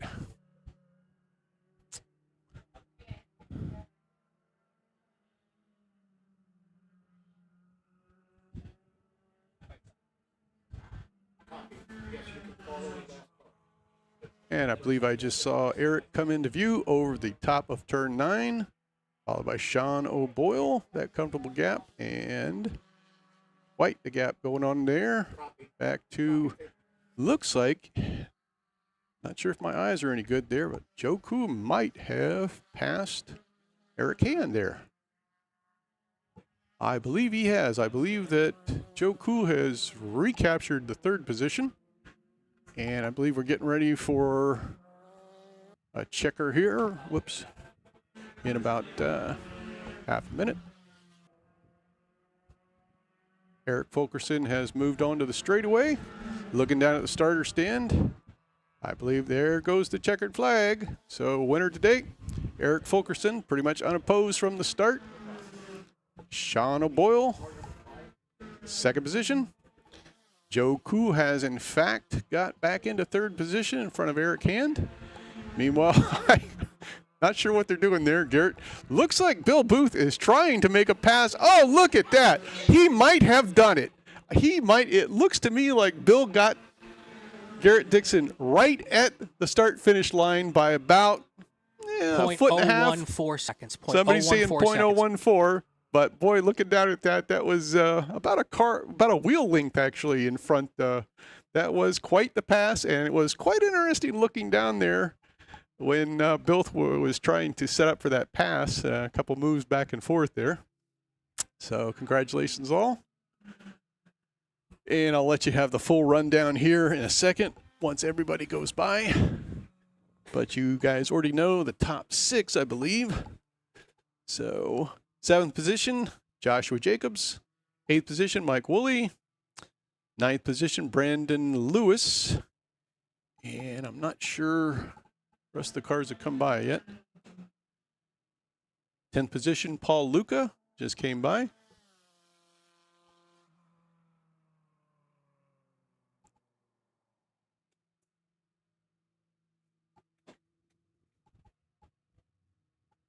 And there's a bit of a gap. There we go. It looks like Bob Breton is coming in, and I am not sure if he took the checkered then. So